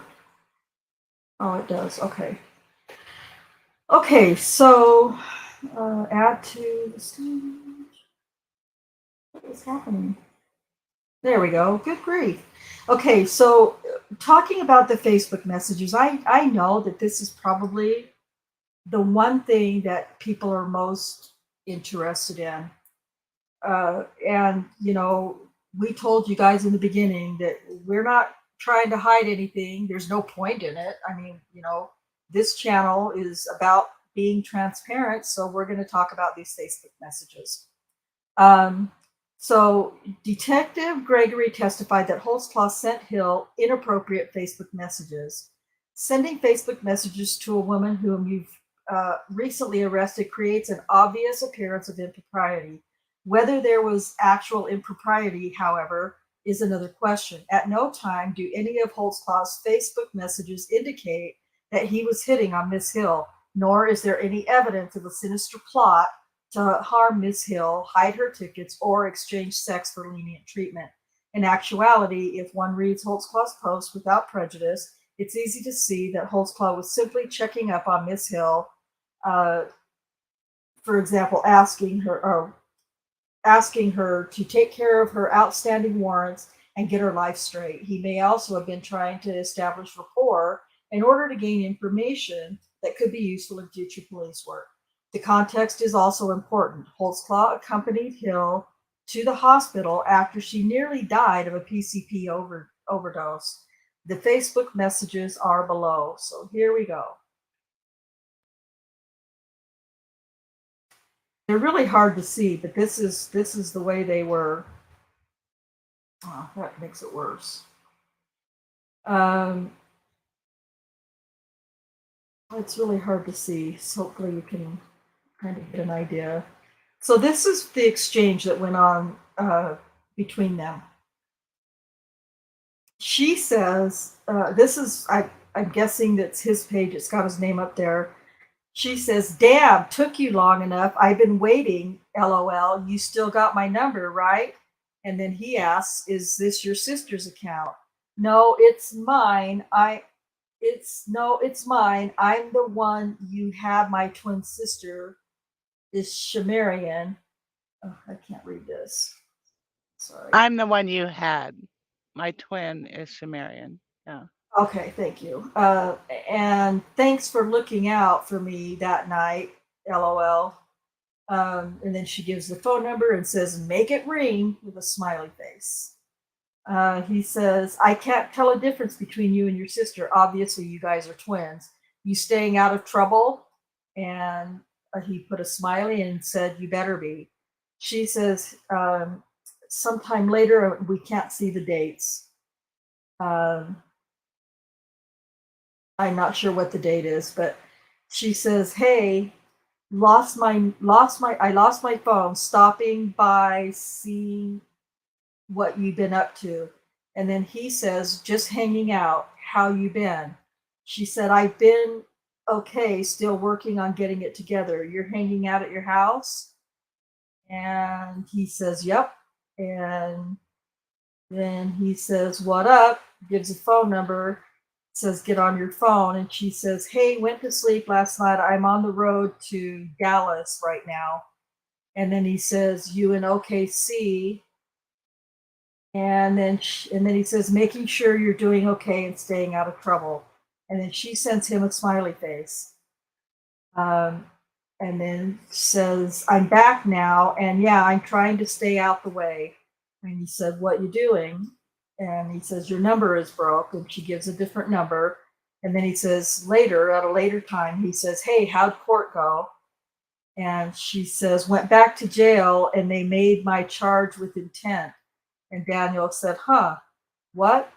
How you go back to jail? And because he knows that nothing that he's done should have caused her to go back to jail. You know, as far as he's concerned, she already bonded out on all of those charges that he, you know, had charged her with. And then she said, my bond went up and my best friend bondsman got off my bond. And then Daniel says, I'm lost. How'd you get arrested again? Did you F up again? She says, no. Or she says, oh, and then he says, hey, call me, and gives a phone number. And then she says, I'm not sure what that little one is. She says, my phone is charging, call you in a minute. But no, I went to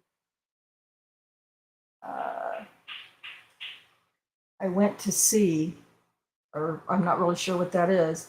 And he says, yeah, call me. Maybe I want court. Maybe she was going to say court. I don't know. maybe.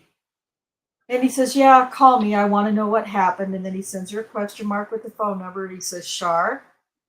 And then a question mark and a phone number. Shar.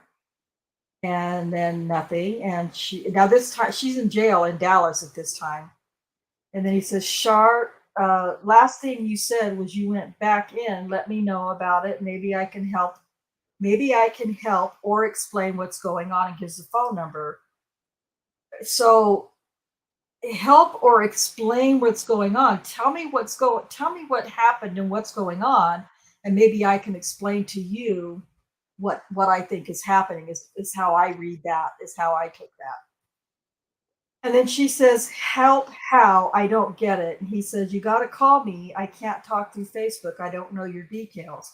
So you're not giving me any details through Facebook. So call me and, you know, tell me verbally what happened, and maybe I can understand and try to explain it to you. And then she says, I don't know your details. And then says, hey, I'm going to pick you up. Where you at? And then he says, Sharday, how you got a warrant? Sharday, hey, you got a warrant for your arrest. Try to get that taken care of. I'm worried about you. I know you're a good person. Stay out of trouble. So that's really hard to see. But that's basically, and again, it doesn't make it doesn't mean it's okay that he should have done that, you know, friended her or any of that. But that's basically, Even if he didn't rape nobody or anybody. Exactly. He shouldn't be contacting people on Facebook. Yeah. Yeah, for real. That's exactly what it was. So I don't know. I mean, yes, inappropriate. He shouldn't have. I'm not going to keep saying that. It's not pointless. He knows it was stupid and he should have never done it. And he said that. He's admitted that. And he wishes he had never done it, but he did. But there was nothing inappropriate about it. There's no, you know, any kind of, you know, dirtiness that's going on. So, here's what it was. The supplemental with Tammy Dornan, who was the court officer. That's who she was. Tammy Dornan was the court officer. So I'm going to kind of skip through those. Mom, this is the interview with Mom. On 9/25/2014 at 200 hours, I met with LaTanya. This was a prearranged meeting. I had to come out and take pictures of the crime scene at the house next door. We spoke alone. She advised she's Hill's biological mother. I asked what she knew about the incident. She advised the day that Hill was arrested on 12/20, she received a call with the officer's phone, off the officer's phone. LaTanya spoke with Hill but didn't really talk with the officer. Hill told her that it was Mr. Officer's phone. Hill told her that the police arrested her somewhere she didn't recall. She said she was high. She said she was smoking water, PCP, and said, I might get out of this. My friend might let me go. Now, I don't know how familiar everybody is with PCP. I'm not familiar with it. I just know the kinds of reactions and what kinds of behaviors it causes. But she's already admitted that she was high. She didn't know where she was. She couldn't really recall where she was. She admitted she was smoking the PCP. But how can she have any memory of all these details 10 months, 9 months later that supposedly happened, but she doesn't recall any of this? I don't know. She said that her friend was Mr. Officer. They blew off the comment at the time. Hill wasn't saying any detail as to the arrest or anything because nothing happened. That's just my 2 cents. Said she got a second call from that number, doesn't know what the number was, spoke with her a second time, and Hill said she couldn't be let go. Officer told her that he would hide her tickets. She said she could just bond out. This was all LaTanya remembered about the 2 phone calls. She never really spoke with the officer. Took a few days to gather up the money for bond. Mom said she paid $700 to a bondsman. There were no tickets then. LaTanya really didn't recall the tickets on her the next day. The total bond was $7,000. That was about Christmas time, blah, blah, blah. Hill says Hill came to her in her room. Hill confided in her, said the police officer was going to help her beat the case. Hill then went on to what happened to her, said that she was not at the hospital, that she was at the hospital when she was coughing and leaned over. Mom said he helped her up and raised her breast up with his hands, coughing and leaned over. I've never heard that. What the hell is that about? So this is the mom. I can't really put a lot of stock into what mom says, right? Because he interviewed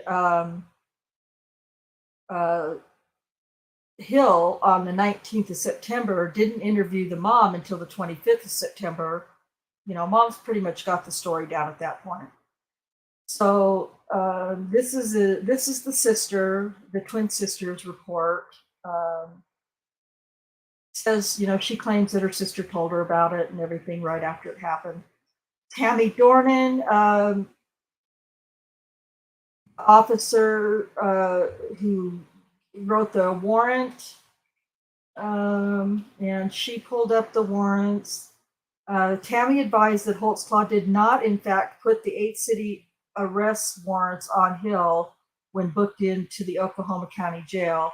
It wasn't until 12/23 that she found a mistake. Tammy herself, that I didn't understand that when I read that the first time. I'm not really sure. Because those 8 counts that she's talking about have nothing to do with Daniel. So I don't even know what the point of that was.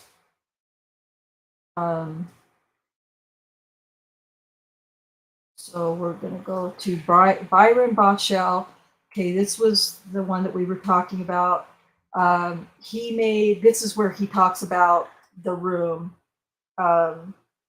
or the picture that Byron Boschel provided. Let's see here. The room was under okay, this is where he says, I on 10/8 of 2014, I went back to Southwest Medical to take pictures. I went with Byron to each step that Hill was at. I photographed the EMSA, so I showed you those pictures.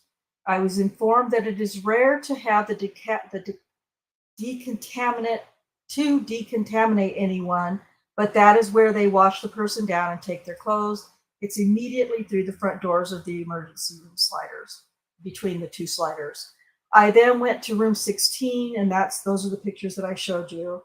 And that was right in front of the main nursing station. Back around the hallway, but still near the trauma, is a medical decision unit where Hill was taken, also known to be where the assault occurred. NDU number 1 is at the very end of the unit, almost by itself. He has to say that because that makes it sound more rapey.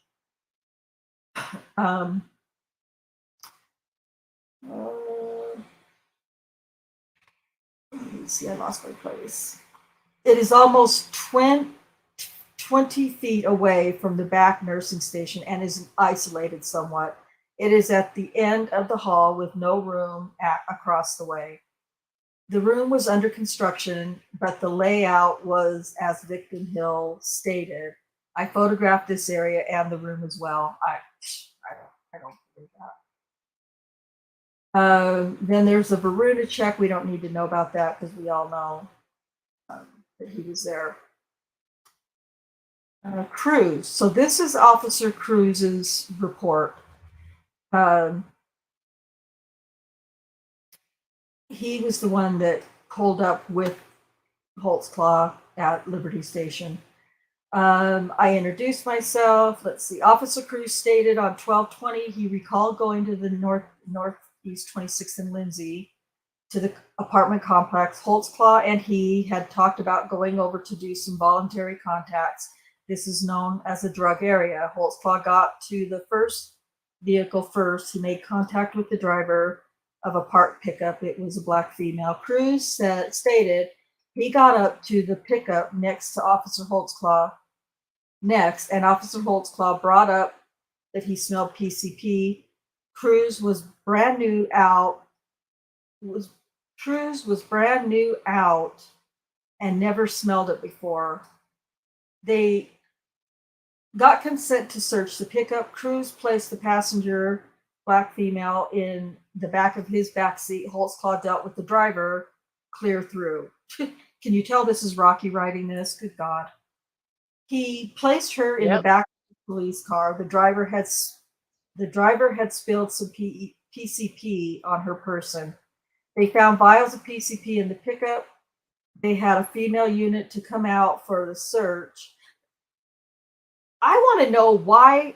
I don't know if there's a actual report written by Cruz, but I would think so. There should be. I can't remember seeing one, but there better be, because I don't want to read what Rocky's interpretation of what Cruz said. Makes me think of what he did with Jonathan Thomas or whoever Yes. that. Yep. Well, actually, Jonathan wrote his own report. This is for Terry Morris, and then Rocky had to help him with it because he was new. So Yeah.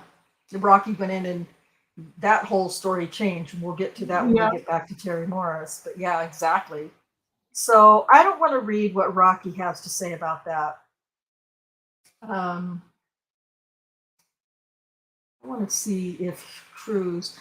So this is Zecker, and this is Rocky's interview with her, or Zexer, whatever her name is.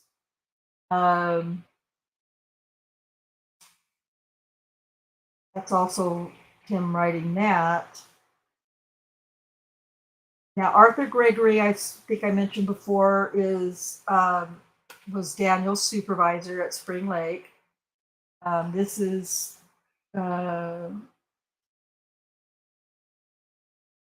so he asked Gregory, he asked Lieutenant Gregory about any reports of inappropriate behavior with Officer Holtzclaw. He advised at no time was there any complaint from a female of him, Officer Holtzclaw, being inappropriate. No female ever made a complaint of any sort about him. Some gangbangers would complain about him, but it was all justified instances. He had uses of force against him, but they were all justifiable as well. Lieutenant Gregory never heard of him hiding a $20 bill in his back seat. No complaints as being unethical with the men, with his fellow officers. Lieutenant Gregory said Officer Holtzclaw was sort of a loner.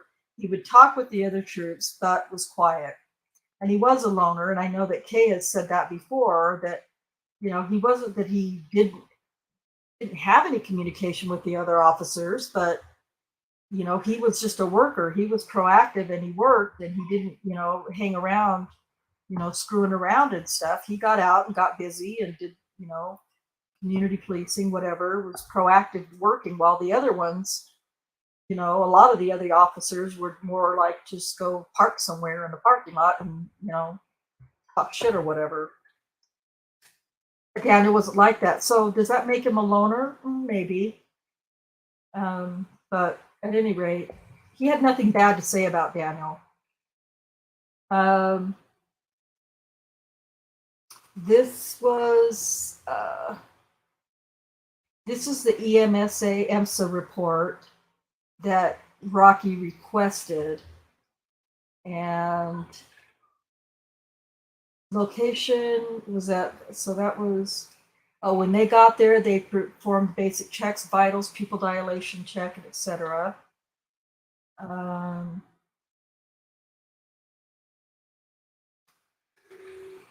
Interview with paramedic Leroy Limke. I spoke with Limke, the paramedic, on the incident in question. He advised me his actions and observation during the incident in question. Limke was listed as such on the EMSA run report. He advised that he was working with Blake Schweitzer, EMT, on that night. They were called out to Spring Lake or Liberty Station. There were 2 girls in a vehicle. This location stopped by the police. The one female had PCP spilled on her. The female was placed into custody. At some point, the same female put a PCP vial in her mouth. The female broke. Officer there. I'm just going through this because, again, this is a lot of it's just repeat, and it's all written by Rocky. So, whoops. He says, once there, the EMSA workers were met by about 10 people. Leroy stated the officer did follow the ambulance. They had blankets up for her. The medical staff took her to the wash in the EMSA bay, and they took her clothes and washed her down. Leroy and Blake didn't participate in the washing of the girl. They did put her in blankets. Leroy couldn't recall the officer standing there watching. So that's all I wanted to read about from that guy. You can read all the detailed report later in her room. This is EMT Blake Schweitzer, and officer spoke with a white, the females in the police, she had PCPs. The officer they spoke with was a white Asian male. They transported her by ambulance to Southwest Medical. Once there was 2 or 3 people waiting to help out. They took the black female patient to the bay and took her clothes. They washed her down in the shower in the bay. He did not know who took her clothes. Leroy and Blake just got out of the way for the medical staff to decontaminate her. Blake said he didn't take any of her clothes off. Blake couldn't recall the officer being there. He thought Shirley would have been if she was handcuffed, but he couldn't recall. Blake said he didn't see the patient naked. She was behind a sheet. He didn't recall the officer out there. After they dropped her off, he went to clean the truck and they left shortly thereafter. Blake never seen the officer doing anything inappropriate with the female. This is the medical records.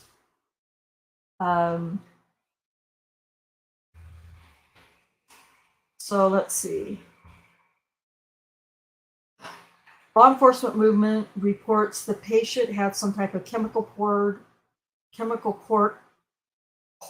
on herself and then swallowed what they described to be PCP, and they apprehended her. The patient denies any ingestion. The patient has no complaints. So this is supposedly the doctor's report. The patient was initially decontaminated in the ambulance bay and subsequently taken to the exam room, and physical exam was performed. EKG was obtained, which shows a sinus arrhythmia with a ventricular rate of blah, blah, blah, blah, blah, blah, blah, blah, blah. Lab evaluation was obtained and was reviewed. She was given a dose of charcoal here in the emergency department and transferred to the medical decision unit for continued observations. The patient has been observed now for 6 hours post-ingestion and remains asymptomatic. Heart rate is 86 beats per minute. She is resting comfortably in the room. She is not hypertensive. She'll be released with law enforcement with instructions to return as developments change. That makes me think there could have been a camera in there. She was under observation. Could have been. Well, I know that Byron Boschel was asked about that, and what did he say? I think that he said there wasn't a camera, and that the only photo they were able to get of Holtzclaw was the one where he was walking out in the hall with the other officer. But he said there wasn't. Either there wasn't a camera or there was, but by the time Rocky arrived to get any information, that had already been archived or whatever, possibly. I don't know. I'm going to have to read more into that, Susan. It's a good question. So anyway, that's the doctor in charge. Treating staff. So we'll get to hear what Rocky says they say. Okay, here it is right here, Susan. Security Surveillance Integra South Director of Safety, retired OCPD Captain Byron Boschel looked for security tapes involving the incident on 12/20.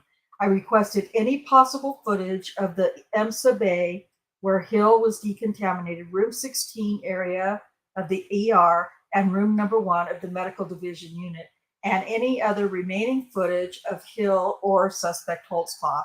On 10/3/2014 at 10:35 hours, excuse me, Byron advised that the only image still captured was on 12/20/2013 in the main area. Officer Holtzclaw was around another officer briefly who was dealing with a runaway juvenile. The girl had escaped. This was an unrelated incident. Byron advised they had no other footage of Holtzclaw or Hill at the hospital. The majority of the system doesn't keep the surveillance footage past 2 weeks. So that was your question answered. I would have just read a little further. Okay, so this is what the nurse had to say. Hill's nurse. He recalled the incident. Let's see. He recalled the incident involving Hill. He advised that she was brought in under arrest by police. Hill was decontaminated at the EMSA bay for having PCP on her. Richard advised he was not around for the decontamination after she went to the ER and was treated there by Jamie Hong. After being treated in the ER, for the PCP consumption on trauma side, Hill was transported to the medical decisions unit down the hall, and Richard took sole care of her. Hill was mainly there to have her heart monitored. Richard looked at the chart prior to our conversation and advised he took over her care at 20:45 hours. She was not clothed because of the decontamination, but thought she had a sheet mainly. God, he's such a horrible writer. He couldn't recall if it was a gown or just the sheet, but she was naked underneath. After decontamination, they got rid of her clothes. He couldn't recall if her door was open or shut. Once in the MDU, doctors don't regularly come in and out. Richard is responsible for watching the patient. Richard stated he physically goes into the room every 1 to 2 hours. He advised there are no cameras in the rooms. There's the answer to your other question. But I guess that was your original question. He was the only one assigned to Miss Hill. No other medical staff was assigned to her while in the MDU.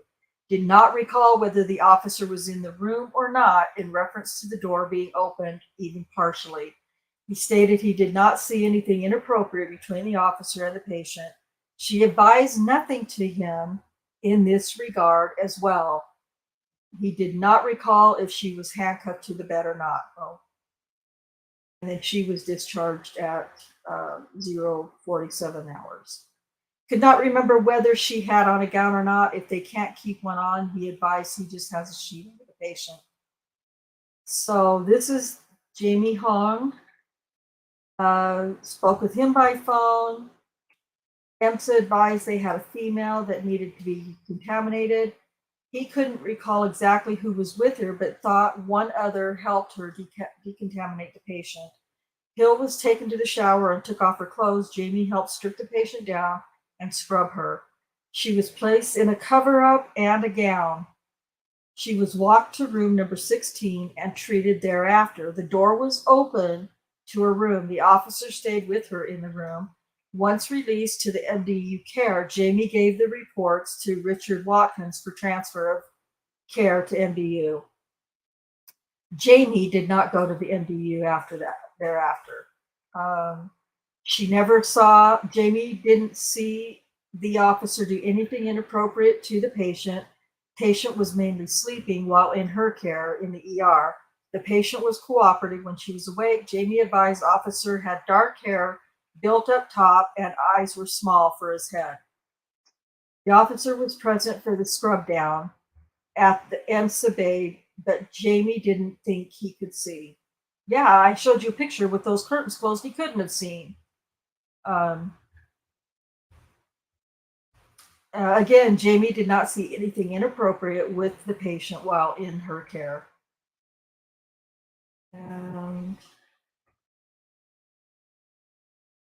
No. He was with her, but thought, I see. There's one of those things where it's double. That's a double report for whatever reason. So basically, listen, I'm not going to go through all of this. I'll put it in the Discord room. Basically, nobody that was involved in that incident that night saw anything inappropriate in any way, shape, or form. And I don't know, it's just, you would think somebody would have saw something or sensed something, and that horseshit line about lay back and I don't want you raising up and raising your heart rate so that the nurses come in. That is just, that's very imaginative of Hill to think would make any sense. So I'm not going to read any more of the police report. You guys can read it yourselves. Rude as that sounds. But really, it's just a lot of Rocky doing everything he can to make Daniel sound like an animal. Can't control his sexual behaviors. And and then Shardayreon's lies. And thank God. I mean, I can't imagine the jury would have. I'm just wondering at what point did the jury go, nope, nope, nope, she's a liar, because her story is just literally unbelievable. So, what I'm going to do next week is I think I should be able to get the preliminary and trial transcripts tomorrow or for next week. At least the preliminary, if not trial transcripts as well. So we'll definitely read the preliminary transcript next week and, try to compare what she says at preliminary to what she said in the video recording interview with Rocky. So, yeah. I'm just going to kind of go through some comments here. If you guys see, I've missed a lot of stuff in the chat. Let's see, where can I catch up?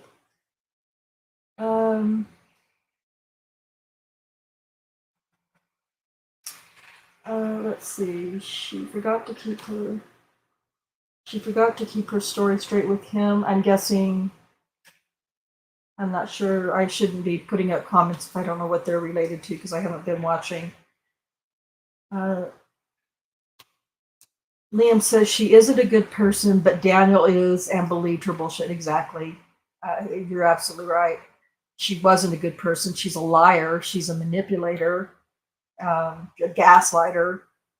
And I can't remember if it's in the preliminary or in the trial transcripts where she says she doesn't lie. I don't lie. I don't lie. Might have even been in her deposition. I never lie. Do you remember that, Cherie?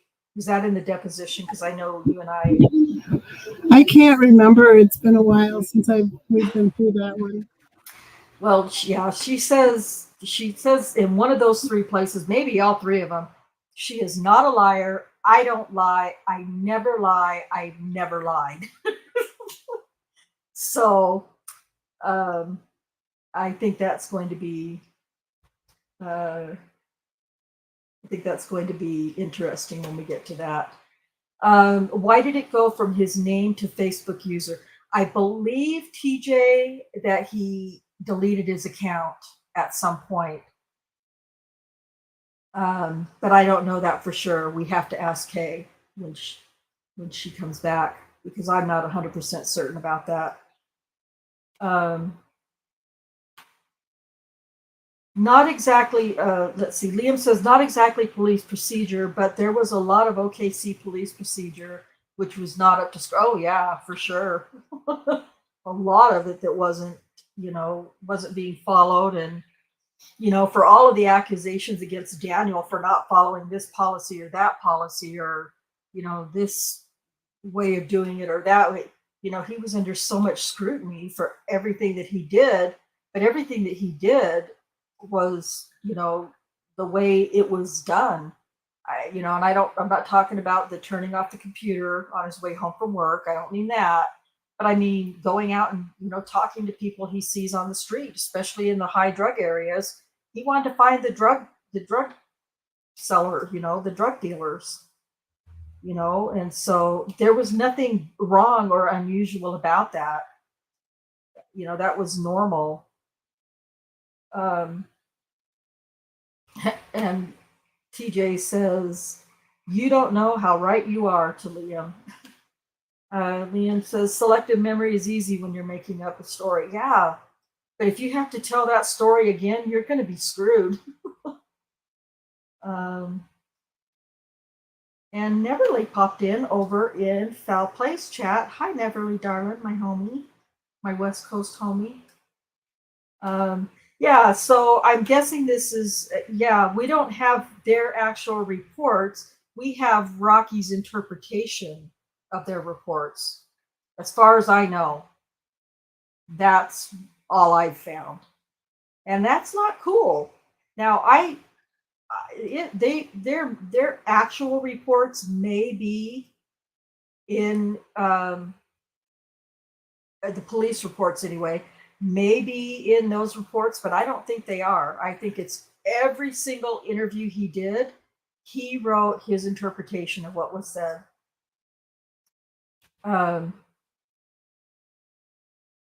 Yeah, exactly. All interviews with other officers should just be quote unquote, they told me to look at their reports. Yep, I agree.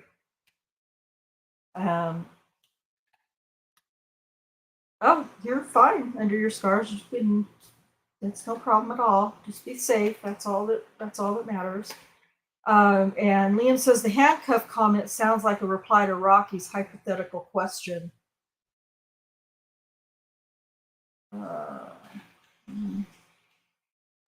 Not 100% certain. Everything Rocky said and wrote was hypothetical, in my opinion. Liam says observation just means they check often enough to make sure you're not dead yet. Yeah, exactly. I mean, observation. Sometimes when you're in an emergency room, or even if you're admitted to the hospital, you feel like you're all by yourself because sometimes they don't. We feel like they're not coming around and checking in on me enough. But they have other patients, and an emergency room, and I'm imagining that emergency room was particularly busy, if I'm not mistaken. If I could be wrong, but they don't. They have to. Here's the thing, and Neverly will tell you this too. They have to chart a physical observation every so often in their charts when the nurses are doing their charting. So, they had to go in at, I would imagine, at 1 hour intervals or whatever to check and say this was the BP, this was ox, and this was heart rate, this was whatever. And I would imagine it would be at least every hour. So, and I'm going to hang on just a second, Neverly. Liam says, as if your heartbeat can't go faster while you're on your back, right? I know. So ridiculous. So Neverly says, observation, what he said. You're hooked up to monitors that alert personnel if they go out of the norm. Yeah. So the monitors will go off if something like, if we've been in hospital rooms or hospitals or whatever, and we've heard those alarms, beep, beep, beep, beep, beep, beep. When my little granddaughter was in the hospital for 6 or 8 months at Children's Hospital, hers was going off all the time because she was hooked up to she was attached, rather, I should say, not hooked up to. She was attached to it's not an LVAD, but a Berlin heart. She was attached to the Berlin heart. And so just the wrong move, and her alarms were, going off. And every time her alarms went off, a nurse came in and checked and turned them off because it was usually just, bumped or pulled or something. And it wasn't anything, legitimately serious. But, anytime her monitor might have gone off while she was in her room, a nurse came in to check that. And according to the nurse that was at the ER room, she rested quietly and he thought she even had even been rested comfortably.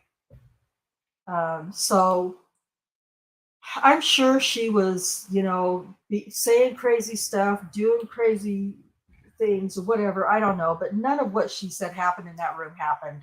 I'm convinced of that. I have no proof, but it just is unbelievable enough that I refuse to buy that anything happened like that. Anyway, I'm starting to ramble. So that's the plan for next week, is to read the preliminary transcript. And I want, I'd like for those who are interested to please check out the uncondensed, the full police report and read through it and compare it yourselves to what the police, what the interview video shows, what the police report says, and then we'll be able to compare after next week what the preliminary hearing says. Let's see here. Visits will be scheduled differently depending on the nature of injuries. True, etc. But there's no point being in and out every 5 minutes for someone who's mostly stable. Exactly. If she's not complaining, she's not, making any, crazy movements and, and I don't know. I just listen.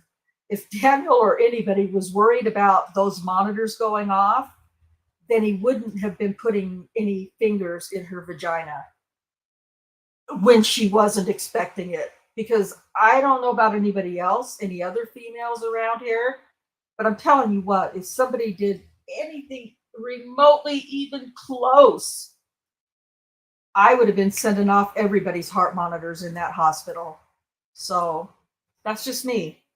Everybody's different. So we're going to wrap this up, but I want to give everybody a chance to make any comments or any last questions or comments in the chat as well. Susan, do you have any last comments or final comments, I guess I should say? Probably put her to sleep. I think we killed Susan. I She probably passed out from that police report. My comment is, well, I got two. TMI, number one. Number two, Rocky, you really should think about proofreading your shit before you turn it in, because that report was awful. Even for a seasoned detective. Come on. Yeah, in college, and for those of you who don't know, I graduated about 3 years ago with my bachelor's degree in criminal justice. And I had to go from, when I was taking my English 1010, was part of my generals, we learned, I can't even remember what it's called now, but Cherie will probably know, it's two different writing styles. The one started with M, and we had to write all of our work in that style, in that writing style, all of our citations and everything. But when you were in criminal justice, was it APA? I think it might have been called APA. And that was all done in a different writing style. And we had to learn report writing in that class, or in a class using that style of writing, that format of writing. And I don't know if I understand Rocky went to college for criminal and got a criminal justice degree, but he did not pass his English. I'm sure they were. I'm sure that they were given even more classroom work, outside of that at the police department as detectives. I would bet. I'd bet real money on that. You would have to. They would have to. I have never, I've seen police reports for my brother before, for two of my sons. I've read police reports, search warrants, affidavits, and I'm telling you, none of the police reports that I read in my own personal experiences ever looked anything like what Rocky's report looks like. It was terrible. It was just awful. This is it's unacceptable is what it is. Yeah, it is. Liam says, a problem is that Hill's testimony is so obviously rubbish that it gives an unreasonable baseline for the jury to assess the stories told by other accusers. You would have thought But hers was told near the end of the trial. Well, what's even worse is though, I mean, to me, is her even being considered as a victim. Now, she may be a victim of someone, but clearly not Daniel. And Rocky should have recognized that immediately and said, you know what? No. No. Jack, you're forgetting that the goal was to get as many victims as possible. I know, but God, it's terrible. He didn't want to make a determination. She asked him if it was good evidence, and he said, "You tell me." You Right. tell me. I'll let you decide. Exactly, Cherie. Good point. Very good point. Yeah, good point. He didn't want to make that decision all on his own. He wanted to hear what she thought. And you know that little smirk on her face at the end too when she says that is just her entire body language. And I said this last week. Her entire body language through that entire interview was just so unbelievable and telling to me. It looked like she was making up the story as she went along. Liam says, in my job as an engineer, we had all our reports reviewed by a technical editor, a form legibility editor, and a manager to ensure that it was appropriately correct, etc., for the area of the project and all other documents associated with it.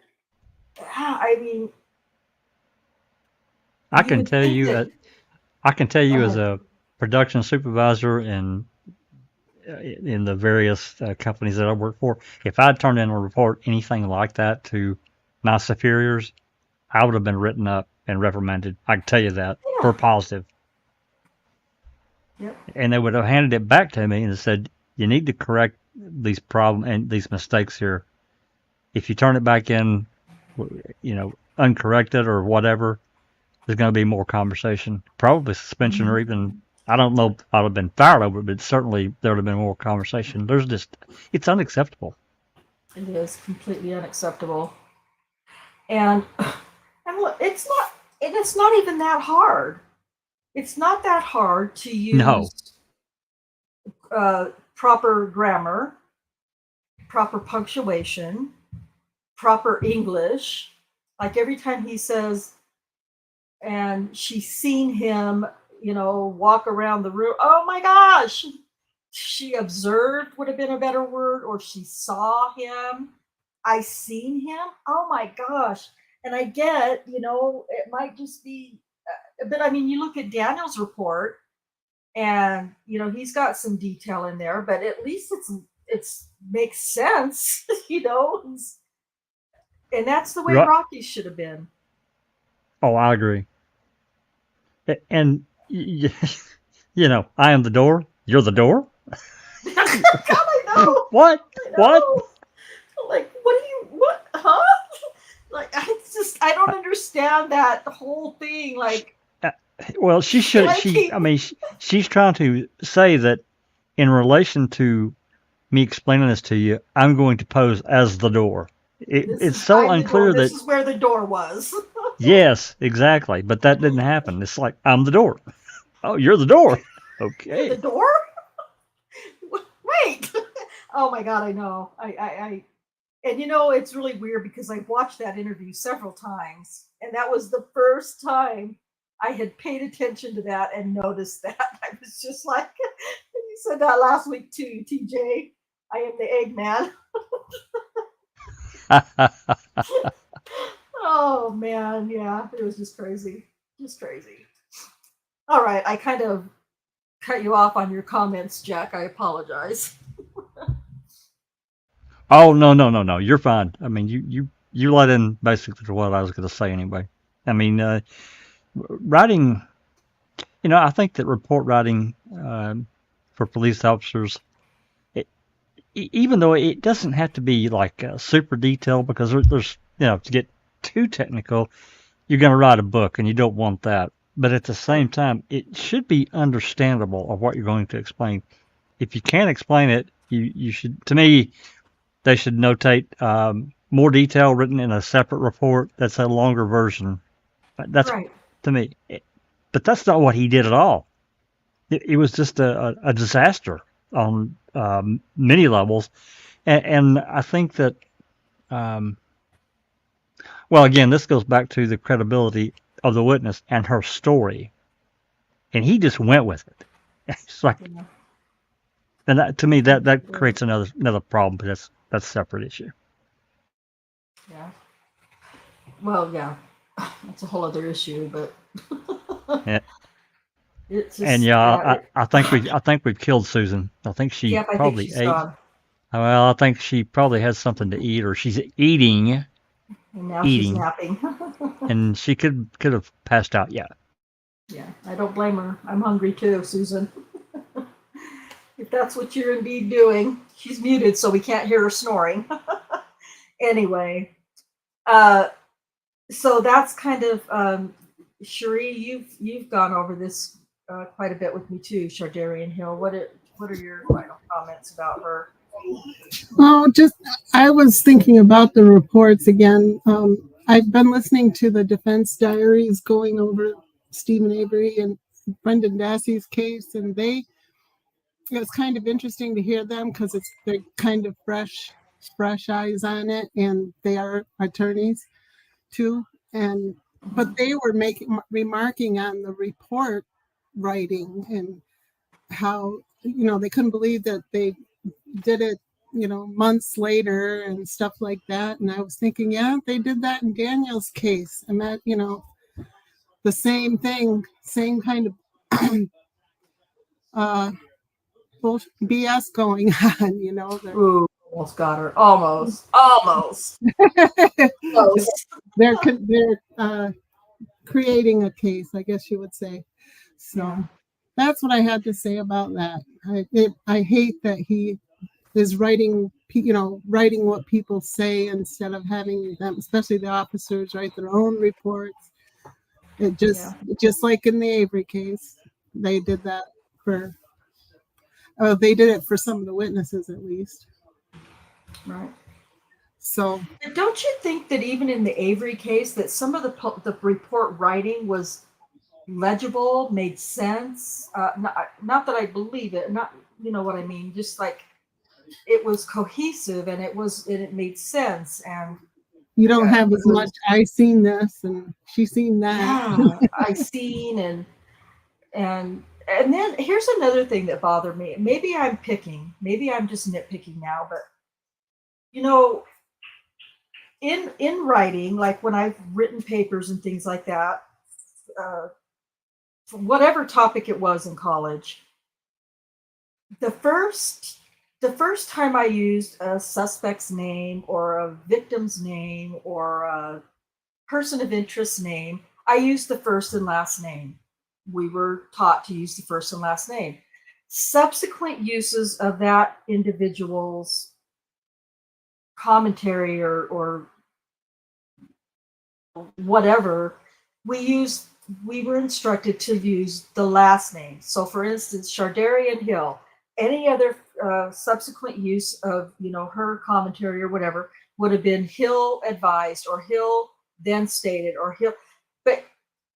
But then not only with the victims or the alleged victims, but just reading through that report and reading the supplemental that he wrote, he is using these people's first names like he knows them personally.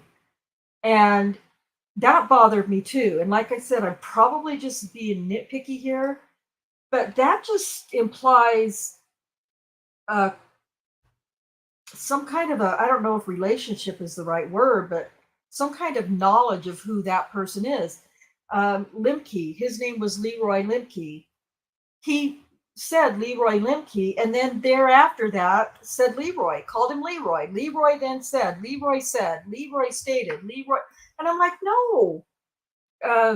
If the person you're talking about is an RN, then say RN Hong or RN whatever the last names were, or Dr. so and so. But to use the first name of these people in the reports that you're writing, just seemed wrong to me. I don't know. He's just an idiot. He's just a fucking idiot. That's all I can say. And it's infuriating. Yes, these reports were inconsistent with usage of victim and first or last name. Absolutely. I don't know. Maybe I'm just, like I said, being too nitpicky, but it's very difficult to read a report by Rocky Gregory because of just how almost incomprehensible they are. Not just this one, all of the reports that he writes, all of them. So, all right. You guys have been great in chat tonight. A report should not sound like you're having a chat over the garden gate. Exactly. That's perfectly said. Way to say that. Great way to say that, Liam, because that's what it sounds like reading his reports. Jeez. Ay, ay, ay. I'm all bent out of shape about Rocky's report writing. He doesn't write reports, he writes fantasies and stories. Well, he had to sell it, and he tried to, and to me it fails on multiple levels. Yeah. Yeah, I feel like this episode was more about how horrible his report writing is than it was about what he said. Well, that too, absolutely. Yeah, and like Liam said, especially when it has so much writing on it. You know, I've had to chart when I was working at the state hospital. I had to chart on the patients that I was in charge of every day. I had to chart on them every day. And I don't know if Neverly's still listening or not, but she knows as well. You have to chart on your patient that you work with every day. And it's different than a report, but even more, I shouldn't say more, but it is much more important. And if I didn't, kind of like what you said, Jack, earlier, if I didn't explain because a lot of times, most of the reports I would have to do every day on the patients I worked with were pretty innocuous, just kind of, the basic day that they had. But the reports that I had to write outside of those reports or those charts, notes, as we call them, were the ones if there was something occurred, if an incident occurred. That's right. With my patient. That's right. And that had to be very specific, very well. And detailed and correct. Yes. Very detailed, very correct.